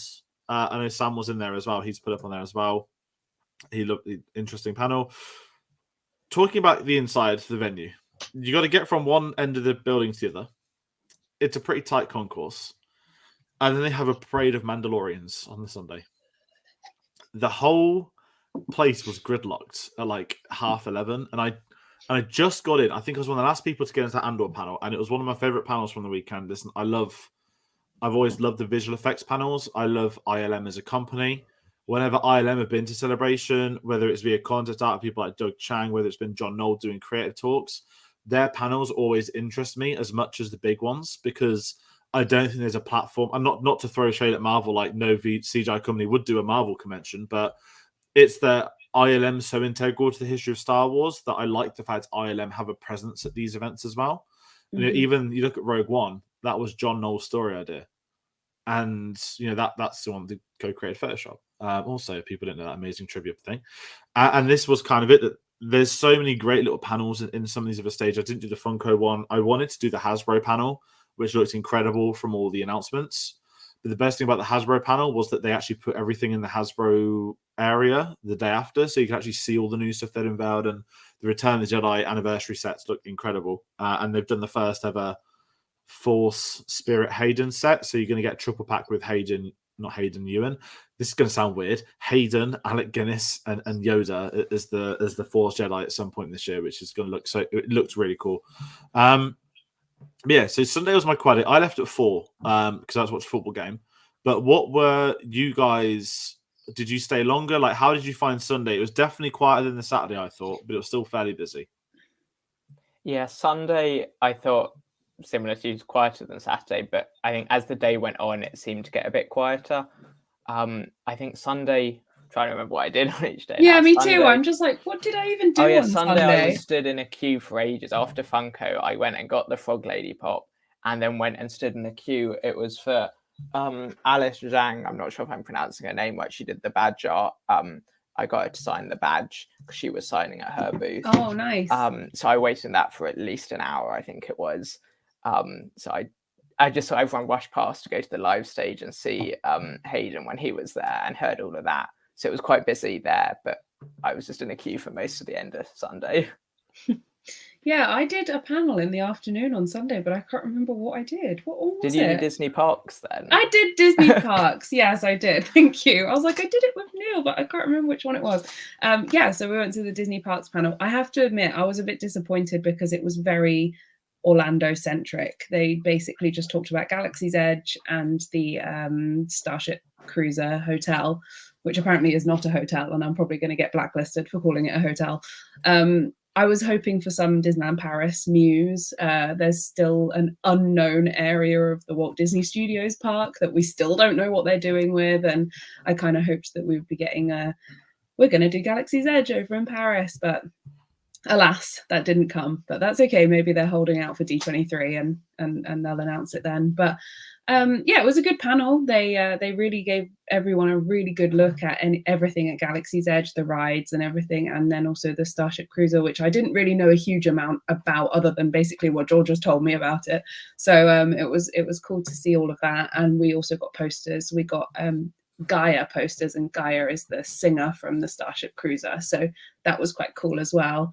But yeah, it was a fun panel. I like going to the Disney side of things when it comes to Star Wars, because that's kind of where my love for Star Wars comes from. So that was really fun. And then we just left after that on Sunday. I think we were both ready for a fairly early evening after a busy few days. So, but yeah, I did have a really good day on Sunday, but Monday was my big one, which is unusual. Normally the last day is the quiet day, but my favorite day this time was yesterday. Yeah, I mean, I'll talk about Sam. So I'd gone early. Hayden at the live stage was insane, so busy, so much cheering, applause. He wiped his eyes and seemed previously they were unsure if he'd come out, so it was a surprise. I saw this literally about 2-3 hours ago, actually, before I went out this morning, and he's very emotional. You know, it's I don't think a lot of people get it, in the sense, like, people that don't like Star Wars or see stuff like, I'm like, they're at Star Wars, blah, blah, blah. The actors that were on those prequel films got so much abuse, and their careers were affected by being in these films, that I'm not saying there's ever resentment at all, but I don't think people understand, like, some of the people, oh, it's an actor. And I'm like, but people don't realize, like, the toll it probably took of, you know, Hayden, at least 2017 was his first basically appearance since Revenge of the Sith, and that was at Celebration Orlando. If anyone's not ever seen that clip, watch the moment he comes out, and it's during the 40th anniversary panel. He steps out on stage, and you can tell he is nervous, and the reaction he gets is probably one of the biggest reactions in the history of Star Wars Celebration, bigger than Ahmed Best.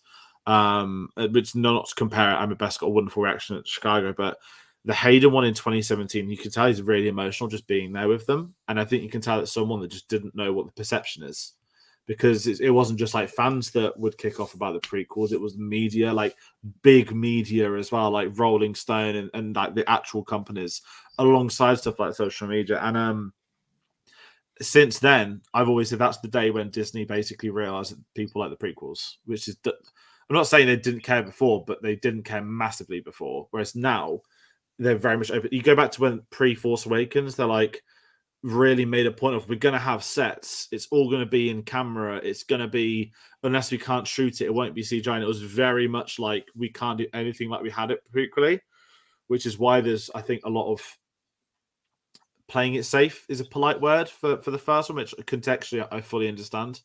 And I think now we're in this really great environment of, they can just look at all eras of Star Wars to make stuff. But certainly Hayden, whenever he's out and present, you know, he seems like someone that's probably been through it. And I think he's probably quite overcome whenever he sees people, whenever, you know, the stage is insane. The thousands of people, Ahmed Best has had it. Ewan spoke about it a lot last year as well. He distanced himself from Star Wars, and the Kenobi panel, although I didn't go, we were at the live stage for a bit and we watched the last 20 minutes. Obviously they didn't announce the season 2. We knew that they probably wouldn't. But he was talking about, he said a really weird, I can't remember what the words he said, but he basically implied that the Star Wars prequels were a bad part of his life, and that the last few years have like re-welcomed him to how he was basically pre-episode 1. He said it in a really polite, nice way, and him and Hayden just sort of went over to each other after. So you can tell they've been through it together. And I think the difference of those two career-wise is that Ewan was not like a young actor in Phantom Menace. He'd done a lot of stuff pre-Phantom Menace for how young he was. Whereas I think, because that was Hayden's breakthrough, it probably made it harder for him to get roles after. Natalie Portman was the same. She'd done a lot of stuff before, which is remarkable given her age to the prequels, and obviously during and after. So it is very interesting, but this is the whole part of these events, is that these Star Wars Celebration celebrating the series. And this is why, like, I find the echo chamber of social media, like, outright insane, because, you know, obviously everyone's entitled to their opinion, fine. But when, like, you follow 100 accounts, those 100 accounts don't like what you're watching, people then think that 100 accounts is the real world, which it never is. Yeah. And the favorite one I've seen recently, which I saw an article a few weeks ago, I didn't want to give it time and attention, but it was like, the Mandalorian viewing figures are down. I was like, well, this is bollocks. Let's read the article. And it was like, Mandalorian, I mean, you can't actually officially track numbers for streaming shows, by the way. You can only track American streaming figures. Mandalorian season 3 opened up to more views than seasons 1 and 2 and Book of Boba Fett, but just not as many as Obi-Wan Kenobi. And that translated to those sort of, you know, those like clickbait things like Star Wars is going downhill because it's a different series. Kenobi is going to be more popular than Mandalorian because it's Obi-Wan Kenobi. It's the return of the prequels. It's not a new thing. So, and this just kind of proves that, like, okay, I know, George, I know you love the Obi-Wan Kenobi series, but like you compare the kind of objective quality of Obi-Wan versus things like Andor, and the numbers don't necessarily reflect quality anyway. So it's, yes, people are excited Andor's to quite see Obi-Wan come back, and that's fair enough. I was excited to see it too, but I've had no intention of rewatching it. Whereas Andor, Mando, I could rewatch them. You know, it's no, and yeah, those numbers are high, but it's like when people compare box office takings to the quality of a film, and it's like. I haven't even seen it yet, but I know that the Super Mario film is like the biggest opening weekend ever for an animated film, but that doesn't mean it's the best animated film ever made. Do you know what I mean? Yeah, it's Super Mario. They're just numbers. They don't mean anything. and this is it. Like it's determined by popularity, not quality. And I think Andor, I don't know if the numbers are out, but Andor will quite comfortably be the lowest viewed. Even before it came out, I can't remember if Charlie, you were at the Jed, did you go to the Andor screening in London as well? I can't remember. Mm-hmm. Yeah. They hadn't done that for the other Disney Plus shows because they didn't need marketing on the other shows. Andor was the one where it was like, this is the prequel series to the prequel film that's a spin-off of the originals. Like about that character that most of you have forgotten about. Yeah. And it's the best of their series for me at least, by a country mile in quality and filmmaking. And it's TV, but you know what I mean by filmmaking. Yeah. But and this is kind of a celebration. It celebrates all of it. It's just insane some of the takes I've seen. And there's this terrible Photoshop of pregnant Rey going viral. Have you two seen this? Yeah, I saw that. No. Someone texted last night asking, "Is pregnant Rey real?" I was like, "What?" Someone's, I don't know. I'm not giving them credit for it, but someone has took a photo of a convention, like a big screen. They've got like a crowd, a low angle there at the front right, and they've basically been able to. It looks believable, but it's absurd to believe it. Google but, it. Yeah, there's like basically it didn't look fake. Rey. But no, it didn't look. But who's put the time and effort into making that? Like that's what I found insane. And someone there's always quite stuff funny. like that though. Whenever there's San Diego Comic Con or something, there are always fake leaks and trailers and things that they try and make look real, and then they're just this not. one was insane, but people. Oh my god, there's real. So much fan artwork online already from this. This is weird. But this was kind of it. Like with this event, that the point of these events is like Lucasfilm got to put, they've got to market new shows, they've got to market everything, they've got to sell merchandise, they've got to do all this stuff. But it's also, I mean, the one way out, when we were queuing for the Mandalorian screening, the one way out people like took up a huge amount of room. And this is where I had issues with the XL, that all this great stuff that you can normally do, it just felt not horrible, but you couldn't take it in. And you couldn't even go to see it because it was just inaccessible. Sam just put you into the goodbye on the live stage, walked with a mic, did an interview, and he was thankful for their support. His perspective shifts since coming back, and this is it, I think. And certainly the prequel actors, like it is very much that generation of grown up, and that's why, even though I dislike one of the sequel films, like I'm not going to sit there screaming 24. I mean, I sit there screaming, but not like it's not my personality to shit on certain things. I'm there like. My biggest hypocrisy of Star Wars is anyone my age that had spent years defending the prequel films, then go and shit on the sequels. I'm like, do they not realize that there are kids that's their Star Wars? And adults. I know, but you know what I mean. The logic of it's the same. And like and I think Mandalorian's going to have a massive thing. I think that's probably the biggest of the Disney era. I think it ever will be that big, but you cannot escape Grogu much. And I firmly believe that Mando is only as successful as it is because of Grogu. Like, I'm not saying it's a bad show, but people would not know about it if it wasn't for Grogu.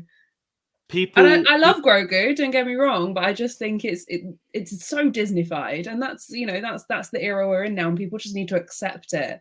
That's what Disney do, and that's what they do well. So it's like, if you don't like that, then Star Wars is probably not for you anymore. people. Sorry, Sam sent me the photo to send to you. People, the Grogu stuff. I've got people I work with who like Grogu memes, and they've never watched The Mandalorian, and they won't, which is fine. And it is that kind of thing that everything comes together with the sort of stuff. But yeah, that's Sunday. Sunday was an experience because I had a very late night Sunday into Monday morning, so I came in with 3 hours sleep and having to pack a suitcase. So let's talk Monday. Charlie, tell us Celebration Stage Bad Batch. Let's hear your thoughts.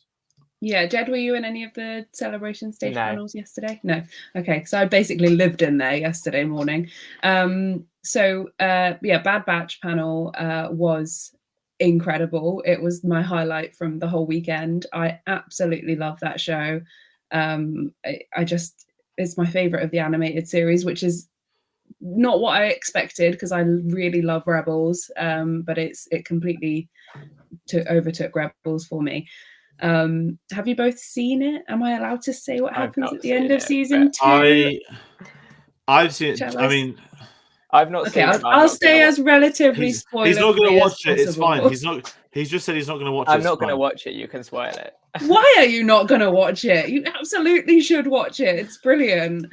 Okay, so if I am going to watch it, won't be anytime soon. So. Okay, fine. Yeah. Well, if anyone's watching and you haven't seen the end of season 2 of Bad Batch, just bugger off for 5 minutes.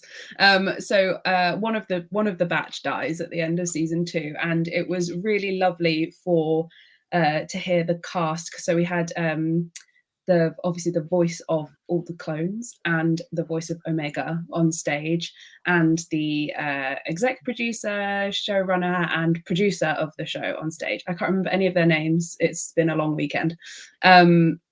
And it was really nice to hear them talking about how much these characters mean to them, how much the show means to them, like the impact it's had on their careers and how much it's affecting like the sort of canon of Star Wars animation and all of that. And I have to agree, I think it's just been just phenomenal. As a huge animation fan, the quality is just second to none. It really just makes Clone Wars look like it was made about 50 years ago. It's stunning.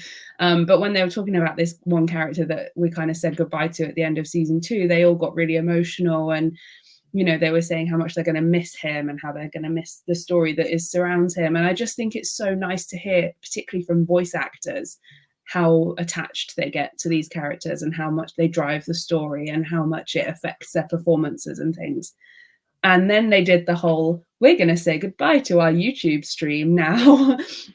And so everyone in the room just erupted, and we knew we were getting the trailer for season 3.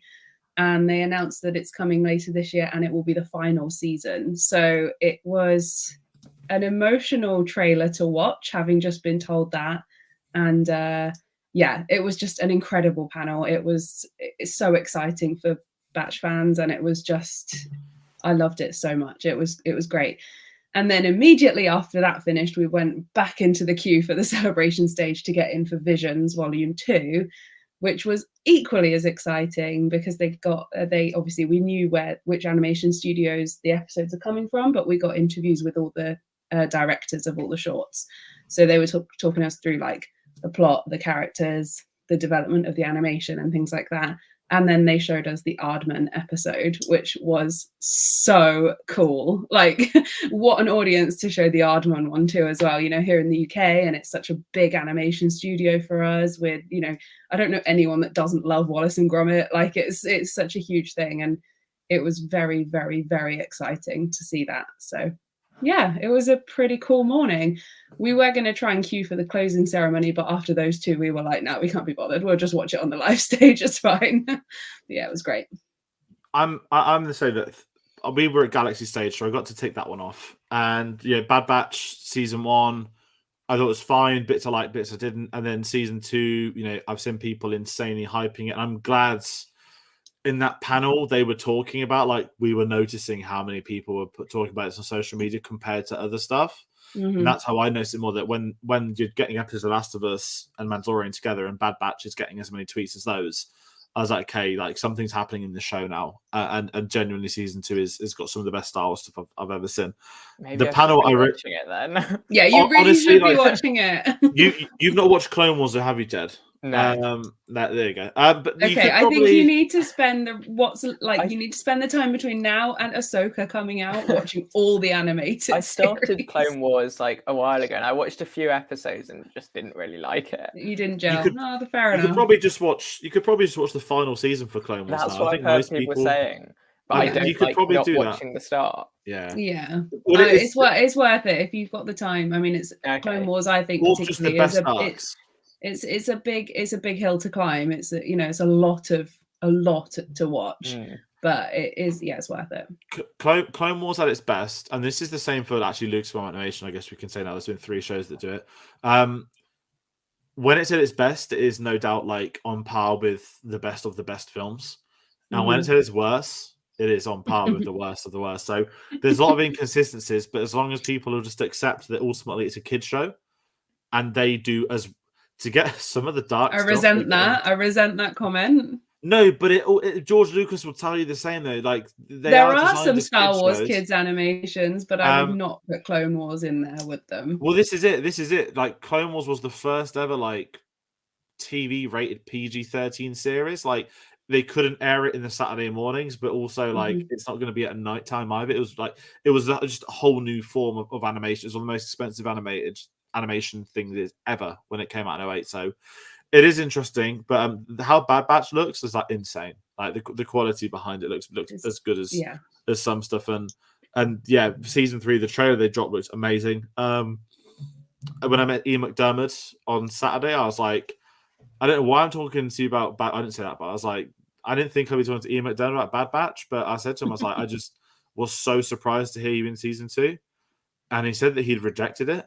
And he said that he got a phone call of Dave Filoni, and he basically said, anytime Dave Filoni wants me to do something, like I will. But he said he'd explain to him the importance of why he was needed to do an episode. He actually said that in the Return of the Jedi panel as well. He was talking about all the times he's been called back into Star Wars, and he was like, yeah, that one I really wasn't expecting. And that was it. And ultimately, within the placement of Star Wars, a lot of it does make sense for Ian McDermott and the Emperor. And I'm very, very curious about what else is going to happen with that 3rd season. So a couple of comments. I'm Sims Jed. I'm halfway through Clone Wars. I'm finishing it. Then Bad Batch. Then Rebels before Ahsoka. Phil, mate of his, is at the Ardman voicing character. You've seen the trailer. He's an editor and also works on the show. But he loves the Bad Batch panel. Has to defend the prequels in front of my entire cast at uni. Yes, I've heard that story. That's I can imagine doing that. And there's an actual kids show. Yes, the High Republic kids show. That starts on May the 4th or May. Yes, and they were talking about that in the Disney Parks panel because they are going to be going to Batuu, which is the part of the galaxy that Galaxy's Edge is based on. It's like new sort of location. And they said that was really interesting for them to put together because they've not seen it on screen. This is like the first time ever they've seen something in real life, but not seen it on screen. So now it's getting a mention in the new show. So that's really cool. That's interesting. I'm just catching up the comments, so I think that's most of those. And let's talk closing panel. I know we're going to cap it at 2 hours this video, but the closing ceremony. Jed, did you go to it? I saw some of it and left about halfway through. Actually, no, I left literally as they were announcing that it was Japan, thinking, "Oh, there's another half hour to go. I'm not going to stay for this." But then you were at the live stage, right? Yeah, same as us. Yeah. The thing with the closing ceremony is, we went in 2016. And because that was like tied onto the future filmmakers panel where like everyone came out, it was like wonderful. Yeah, it was really cool. Chicago, it was like you finished the Phantom Menace panel and then it was straight into the closing ceremony. So I was like, okay, we'll stay in the room for this. And obviously, when you're in the other country, it's a bit more exciting because you might think it might actually come back to where I live, and it didn't. And I was Anaheim. But yeah, I yesterday I was tired. Like I'd done everything I needed to do. You know, I got to. We did some photo ops in the morning, which was great. We were just tying up loose ends, really. And then I was like, do I really want to stay for the closing panel? And I was like, because they're going to just announce the next one, and I don't know where it's going to be. I'd heard through someone I know, I'd heard rumors about 3 weeks ago it was going to be in Japan. And they'd heard that, not like they knew it was that, but that was like the amongst the mill with the contacts in the know. But obviously, they never officially announced it. And I think last year at Anaheim, there were similar vibes. The night before, there were whispers that it was going to be London. So I trust the sources, and then I just assumed I was thinking New York, and that's what I guess because I was hoping for New York more than anything. Mhm. And obviously in Japan, which would be great. I'd love to go to Japan. I'd love to go to Star Wars to Japan. But it's 2 years away and it's only 3 days long. And 2027 is going to be the 50th anniversary. So there's no way I am sacrificing 2027 over 20. I mean, they might even go out doing it annually. Who knows in 2026? But it's just one of those where Japan would be great. They've been there before. The convention center is massive. And if people do want to go, it'd be amazing. I think it's just outside of Tokyo. So you can just extend your holiday to go into Tokyo as well. But yeah, the closing ceremonies, they're just not that good. They're recaps. They're a closing ceremony. You look back on the weekend, and the big thing is the announcement. And I was home at that point. I was unpacking when it came through. Like, it was in Japan, I was like, no, glad I didn't save this. But I was like, imagine trying to get out now, trying to get to the trains now. And I missed a really good night out of a lot of people that were there. And I saw photos of it this morning, which a lot of the Americans obviously stayed through to today. So a lot of them were out last night.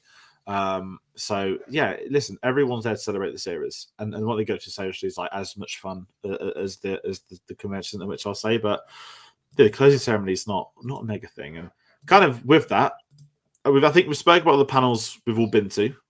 If I missed any, has anything not been spoken On about? Monday, I went to one, the Doug Chang one. He was talking about sort of the art and production design behind Mando Season 3 and Obi-Wan, which was actually a really good panel.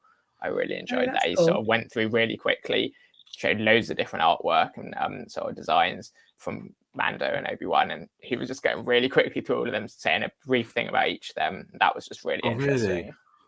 I love Doug Chang. And this is, I saw that was on my potential schedule for Monday, but I think because I've seen Doug Chang before, and he's amazing when he talks Star Wars. Yeah, he was great. Still one of the wise hats. He does all of the concepts. Episode 1, Episode 2, doesn't do 3, then does all of Disney era. I still find that incredible. I know it's because he works for Spielberg and War of the Worlds instead of Revenge of the Sith, but the OCD in me has always been like, what? The only thing only other thing I did, which wasn't really a panel, but I went to the Empire podcast recording, which was really good fun. I mean, I've been to their recordings before for previous episodes, but this was like a kind of a Return of the Jedi celebratory podcast, and it was just like and kind of Q&A thing, and it was really funny, and it was a nice sort of change of pace from the like 4,500 seat celebration stage to just like a small little podcast recording. So that was really good fun. That's good because Chris Hewitt moderated the Ahsoka panel as well, which I found. Yeah. Getting Ali Plum for the Lucasfilm one was great. I wasn't expecting that. And then if anyone knows Ash Crossan, who is like does all of she's like San Diego, it's just all the Mandalorian stuff. I was like, yeah, I mean, we'd seen her at like the event and whatnot, and she was there doing coverage. I was like, oh yeah, Ash will be doing the Ahsoka panel on Saturday because it's the Filoni verse and they're all best mates. And I was like, Chris Hewitt, I was like, it's quality. Although at one point he did call Ahsoka, and I think everyone was like, what? But this is one thing I love that, listen, you get some of the great American ones. Amy Ratcliffe does a lot of them, who's really good. Yeah, she did a lot. We saw Edith Bowman. I can't remember. Yeah, did Edith Bowman do Andor? Yeah, she was good, yeah. And I love the fact they use some of the British media people for that sort of stuff. Sure, yeah, that's really cool. Because, they are over here ultimately. So it's nice to use some of the really good presenters for that. And I think that's great when they do get that balance. Obviously, there was a lot of press there, global press. It's a massive event. It's a global event. I had the press line on for a few hours on the Friday, apparently, afterwards, which I've just been reading up on. But aside from those, I've spoke about the panels I've been to. I know you both have. I didn't get to any of the university stages. I wanted to go to Star Wars Explains, Alex and Molly, who are both very amazing when they talk Star Wars, lovely people. But I didn't go mainly because we went a night out on Thursday, and that was full 45 minutes before they started, apparently, which is incredible. So Saturday was a long day, but what I'm going to kind of go with you guys. We spoke about panels, we spoke about experiences. I just want to ask any favorite, not like booths, but like the non-panels, the non-podcasts, the main floor. What did you love? Was there anything particular that jumped out that you loved seeing that maybe you didn't expect, or anything in that respect? I don't know. I liked some of the photo ops. I think the Millennium Falcon one was good. Endor was good. Even like the Lego ones were fun as well. I enjoyed getting my picture taken with like Lego Palpatine and Darth Vader they had there. So I thought that was quite fun getting to take some nice photos. Yeah, I got my picture with Max Rebo, so I was basically I was like, as long as I do that this weekend, I'll be happy. Also, George, your mates over at the Droid Builders, I loved the little walkthrough that they did. I thought that was really cool. There was also some really nice little photo ops there as well, so that was nice to see all the little droids. That it felt really bad. I only got to see them on Saturday. Yeah, it was busy the whole weekend. There was a big queue to get through. Like, I never did the actual walkthrough. I just walked around and sort of behind the queues and yeah. I mean, you could pretty much see everything from doing that, but it was nice to see how busy it was and how many people wanted their picture taken with in C-3PO's throne. I did just love how you walk around the floor and there are just droids sort of driving, walking. I'm not sure what the correct terminology is. But you just bump into a droid. Yeah, rolling maybe. I just love that. You just stop. There's a big crowd of people and a droid goes past. With their music playing, just like minding their own business. Yeah. And this is like with I mean, I know the Droid Builder guys, so I'm obviously going to be biased, but they always look great at these events. And Chicago, the McCormick Place where Chicago was, apparently it's one of the biggest convention centers in the world, which makes sense. And I think our comparison is the NEC, but you're not going to tell people to come to Birmingham for Star Wars celebrations. So I do think it's a shame. I think the NEC would have been better. I think the problem with the XL is it's just like one straight line. Yeah. You know, it's such a condensed block. Spread it out a bit more though. The NEC has got so much more open space. There's so much more room to move around and corridors. So what I mean, this is a nice segue into some of the stuff that didn't work, which is all going to be about the XL Centre. I don't even start it. Now, listen, like any event, it's tough to organise. We know that. Reed Pop are like the so-called dons of conventions. I know they don't do San Diego, but they own the rights to a lot of other conventions. They've just bought the E3 rights, and now E3's gone, which is fantastic. That was funny. But for anyone to know, that's like the gaming version of Comic-Con, which is now irrelevant. 2016, there was never issues with queues. There was no issue. Like, it was busy, but it was convention busy, which is fine. But this year, when we got out of that stage on Friday, I just looked, because at the celebration, during that last sort of ramp, I just looked down, I was like, what the hell is this? And you just couldn't walk through anywhere. And I think that made a lot more people tired a lot quicker. And it's not even the fact like, oh, it's because it's busy. It's to walk somewhere, it's extra time and effort. To walk, you are constantly watching everyone else around you. Not even like normal walking, like you're like, in sync in corridors. And there were a lot of complaints on the Friday. And I knew Friday had sold out originally. Then they added more tickets. We knew that Saturday had sold out from the get-go. The first 2 days, likely the most busiest days of the convention. But the walking through at times I thought was quite disgraceful. And I think I don't know if it's the XL staff, the XL security. I don't know if it's Reed Pop. It won't be Lucasfilm. Lucasfilm hire a company to organize this event for them. So before people want to cry or scream, it's nothing to do with that. It is purely a Reed Pop thing. I thought it was an absolute shambles. The organization, even in the mornings, like brilliant. Here's a queue for the celebration stage. Get a Galaxy stage queue in. Get a Twin Sun stage queue in. Filter all three of those to their areas.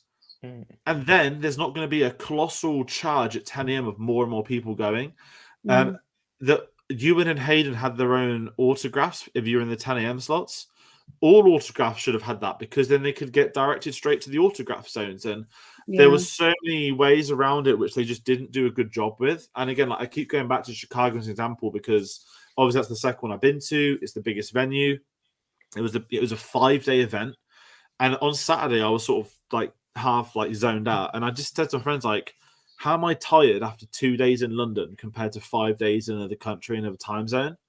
And I just think it's like, even like photo-wise stuff I've got, I took hardly any photos of cosplayers, which is one of like my favorite things from these cons, because every time you ask them for a photo, it just creates another queue, and then I'd be a hypocrite because I was moaning.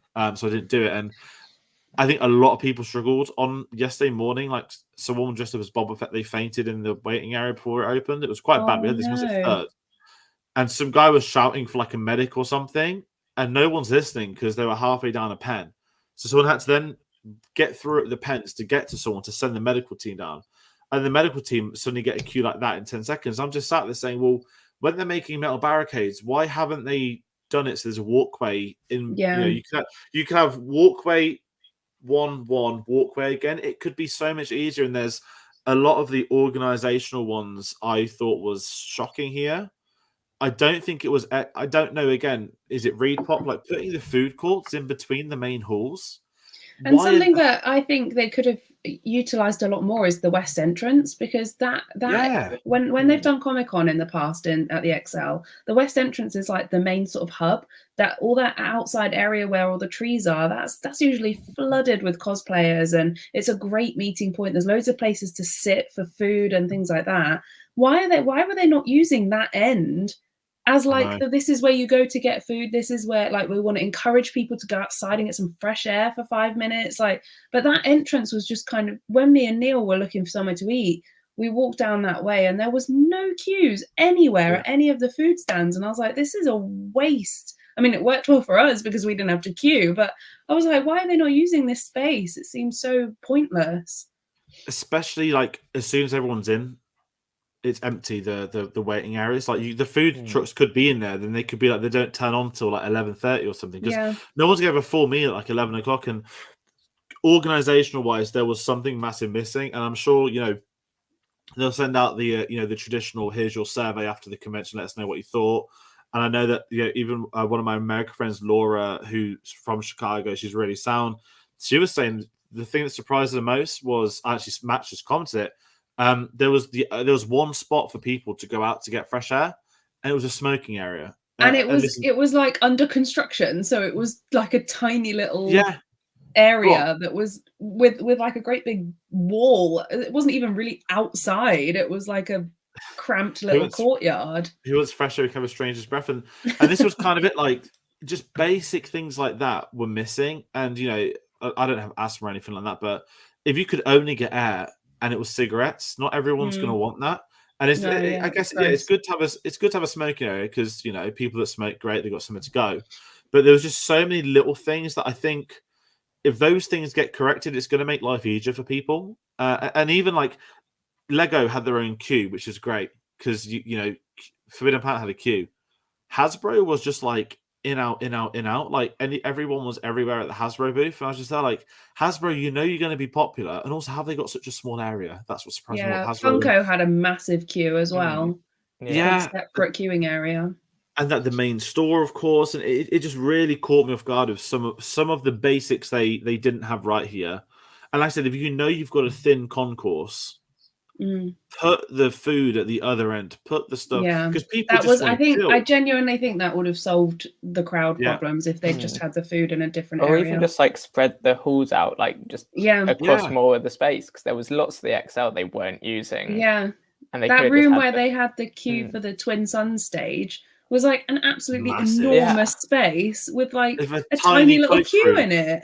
It was like a tiny cloakroom, like a quarter of the size of a hall. And I think that was just, there's some stuff where, I mean, the problem is you can't say, oh, they'll learn their lesson. Like, no, they won't, because they're not going to come back. They're not going to be back for another 7 years. Yeah, exactly. A minimum of like probably 7 years now. So it's some stuff. And Sam's put, Twin Suns took up a minor percentage of the space in the room. Phil, I could get back in by the steps as an accessible entrance, but it was underutilized. Yeah, it was such a shame, because that area is so good for cosplay meetups. I think they did do a few there. I think the Ahsoka one was there. High Republic had one. Yeah, but like it's so fun to just go down there during, like when I've been there for MCM, to just go and look at all the cosplays. Like it would have just been so nice if that had been used a little bit more. Yeah, and they got Phil. So the queuing and the entrance was good for me in the chair, but crowd organization didn't make me feel safe. That's the problem, is that people aren't going to be great either, but you should know that, so you don't lean it to them to be more balanced. You just split up rooms and make things a bit easier. So it's tricky, because the thing is, it is a great event and I had a lovely time, but the issues at the XL, and I said that NEC was the perfect venue, is I think the scale of it, I don't want to say that the scales caught them off guard, because they sold out 3 of the 4 days, but how did they sell that many tickets knowing they're the concourse areas, knowing that's where you can go? I think they've gravely made a mistake somewhere, and like a lot of them, I mean, not to get into football stuff like Hillsborough or like what happened in Paris last year, the Champions League final, but a lot of these places don't learn lessons until something bad happens, and you don't anything. Nothing bad should be happening anyway. And yeah, my biggest issue with the event, and I think that led to being tired more and all that sort of stuff. It is the venue and how they utilize the venue. Aside from that, I don't really have any complaints about the events. I can't sit here and say Lucasfilm didn't put any effort in. This company wasn't here. The big ones they'll be asking about is SWCE Universe. They'll be asking about Regal Robot. Apparently, it's come out that they have to have UK, even to sell stuff at a UK convention. They've got to have a license to sell in the UK, which SWCE Universe don't have. Neither Regal Robot. Sorry, and I'm not going to obviously point fingers. But it's like, well, that's big enough to be operating here. Like that should be here anyway. That's what I'll say. Don't even get me started on Her Universe, because the amount of stuff I want from that shop that I just cannot get in this country drives me mad. Loads of companies were getting the licenses to be Celebration. Heroes and Villains have just got a UK license. I think it's like RSVTS, who do these cool shirts, have just got a UK license. Those of them got their licenses to attend this event.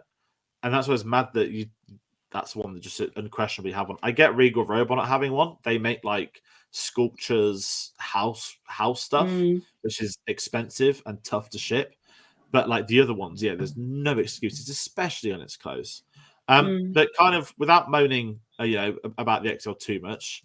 I'm not going to ask what people spent their money on because that's rude. But what stuff? Well, I'm going to show you what I spent my money on. Mine's easy. I've only got a handful of things.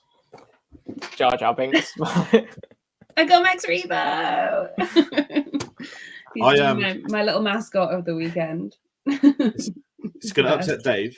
My sister asked me one thing. I say one thing. We had a list of things, and then the Celebration store prices went up, and then a lot of people were like, "Yeah, no."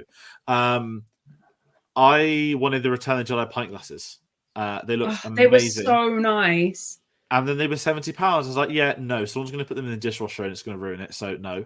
They were selling them individually yesterday. You could get them. Yeah, they were just like, I think they must have been display ones or something, but they were selling them for £25 each. Which I was like, I'm not spending £25 on one glass. That's insane. They'll be online. And my sister asked me to get one thing, which was the Rancor bottle opener. Nice. Which is incredible. Dave will be upset. I didn't know Dave was looking for it. I was in the shop for probably half an hour and there was no stock. And then just as we were about to start paying, they put some stock out. So I got one for my sister, had a look at it. I was like, you know what? That's incredible. And then I went and bought another one for me. So I got those two. I have the program. I ended up getting it. Didn't get the Andor t-shirt I wanted. I wanted Narkina 5, but they didn't stock it in my size, and they didn't want to check when I asked if they could check stock out back, which was a bit rude. Not that I'm one of those pushy customers, but I really wanted an Andor t-shirt. But I didn't spend. I mean, I'd say I didn't spend too much on autographs, but everyone knows the Celebration store is always very expensive. And even when you think it's expensive, they tend to surprise you and make it even more expensive. Matt, I wanted the glasses, but at that price, I wasn't keen. And also, who wants to transport? I mean, Matt's coming from Australia, transporting 4 glasses on a flight to get him safe. I ain't risking that. I didn't want to risk getting on a train back to Lem. Phil got himself an Acolyte t-shirt. He's happy, and this is it. You still, you get a lot of great stuff. I didn't spend much at the booths. I avoided the retro toys because I'm always scared I'll come back with a Phantom Menace set or something. Didn't get the Black Series figures, which weren't actually even in stock. You just picked up the QR codes to buy online to get sent to you, which I think is incredibly lazy. Do you know something I really did want to buy that I had seen advertised on their Instagram before the show? It was the Topps trading cards. I have a huge collection of Star Wars Topps trading cards. And I went over to the booth on Friday and I said, how much are your boxes each day? £100. £100 per box. £400 to get the full set. I was like, are you joking? For trading cards, I just could not believe it. That's top. They're not normally that price. Like, I've got so many from previous shows and from various different places. I would never pay that kind of money for them. American ones, the American Top stuff now is insane because Topps used to do the autographs and they lost the license. Yeah, I remember. So there's a lot of issue with that. Sam, I almost bought some Phantom Menace sets for you. Sam was screaming inside. This is it, and this is the fun of these events. Is the merch you see is like insanely just for Star Wars. Jill, I know you do like your pops. I'm not here to say off pops, but it's like I do like going to conventions and just not seeing pops 24/7 because It's not a problem with other conventions, but because of obviously how popular they are, like half of it are pops these days when you go to like Showmasters, which is understandable because all the vendors are going to sell that. They'll have exclusives, they'll have signed stuff. But yeah, the Star Wars ones, you just get madness. And they did deliver with that respect. So I don't have too much more to say. I know we're about to hit the 2 hour mark. But one thing we'll end on politely. I want everyone's favorite reveal and their favorite thing about the event. Favorite reveal? Ooh. I think for me, I just really liked the trailer for the Acolyte. Like, I didn't know much about the show going into it, and then that teaser, like, I thought looked really good. Now I'm really hyped for that show. So I think that was what got me very excited, and I liked the most. My favorite reveal, I think. My favorite reveal was, well, I wasn't in the room, but even just reading it on Twitter was probably the return of Rey. The Rey turn, as some people seem to be calling it. Yeah, that's a big one for me. But I also absolutely loved the Aardman episode of Visions, and I can't wait for people to see it. That trailer is incredible. The poster we got is incredible. That Visions is an unsung hero of the Disney Plus content. It's absolutely amazing. So I'm really excited to see what season 2 brings us. Definitely, I am. It's hard for me to try and say what the reveal was the best. I can't stop thinking about the Acolyte trailer. I know you said it, Jed, but like, that's like done stuff to me that I was like, I didn't think we'd ever get this in Star Wars. Is it online yet? No, I don't think so. They're not going to be released that for a very long time. It's gonna. I know it's still filming, and I think it will be. It will be up before Andor season 2. I think that'll be like the spring show for next year if we're lucky. So, Acolyte, I think it's going to slap. Phil's talking about the High Republic panel. Phil's massive on the books, comics, but it is interesting that events so many other people that do gravitate towards that. And the other favorite reveal, I'm talking about that Hasbro Black Series, Hayden Christensen Force Ghost Episode 6 change.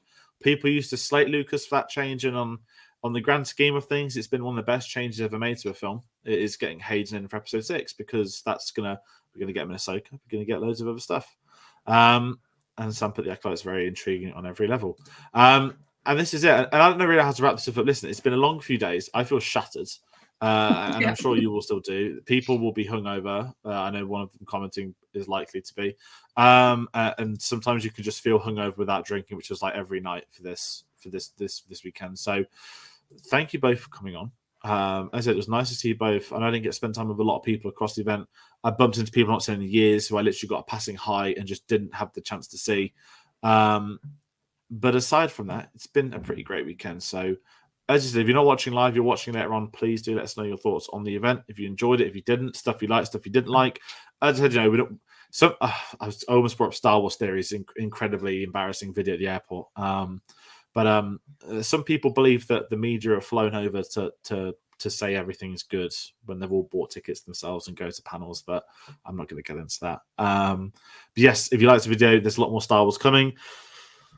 We're pre-recording our Mandalorian spoiler discussion tonight. That's going to drop at 8 o'clock tomorrow morning, in sync with the episode coming online. We have seen the episode, as we said. We are not going to spoil it until it's out, as we said we would do.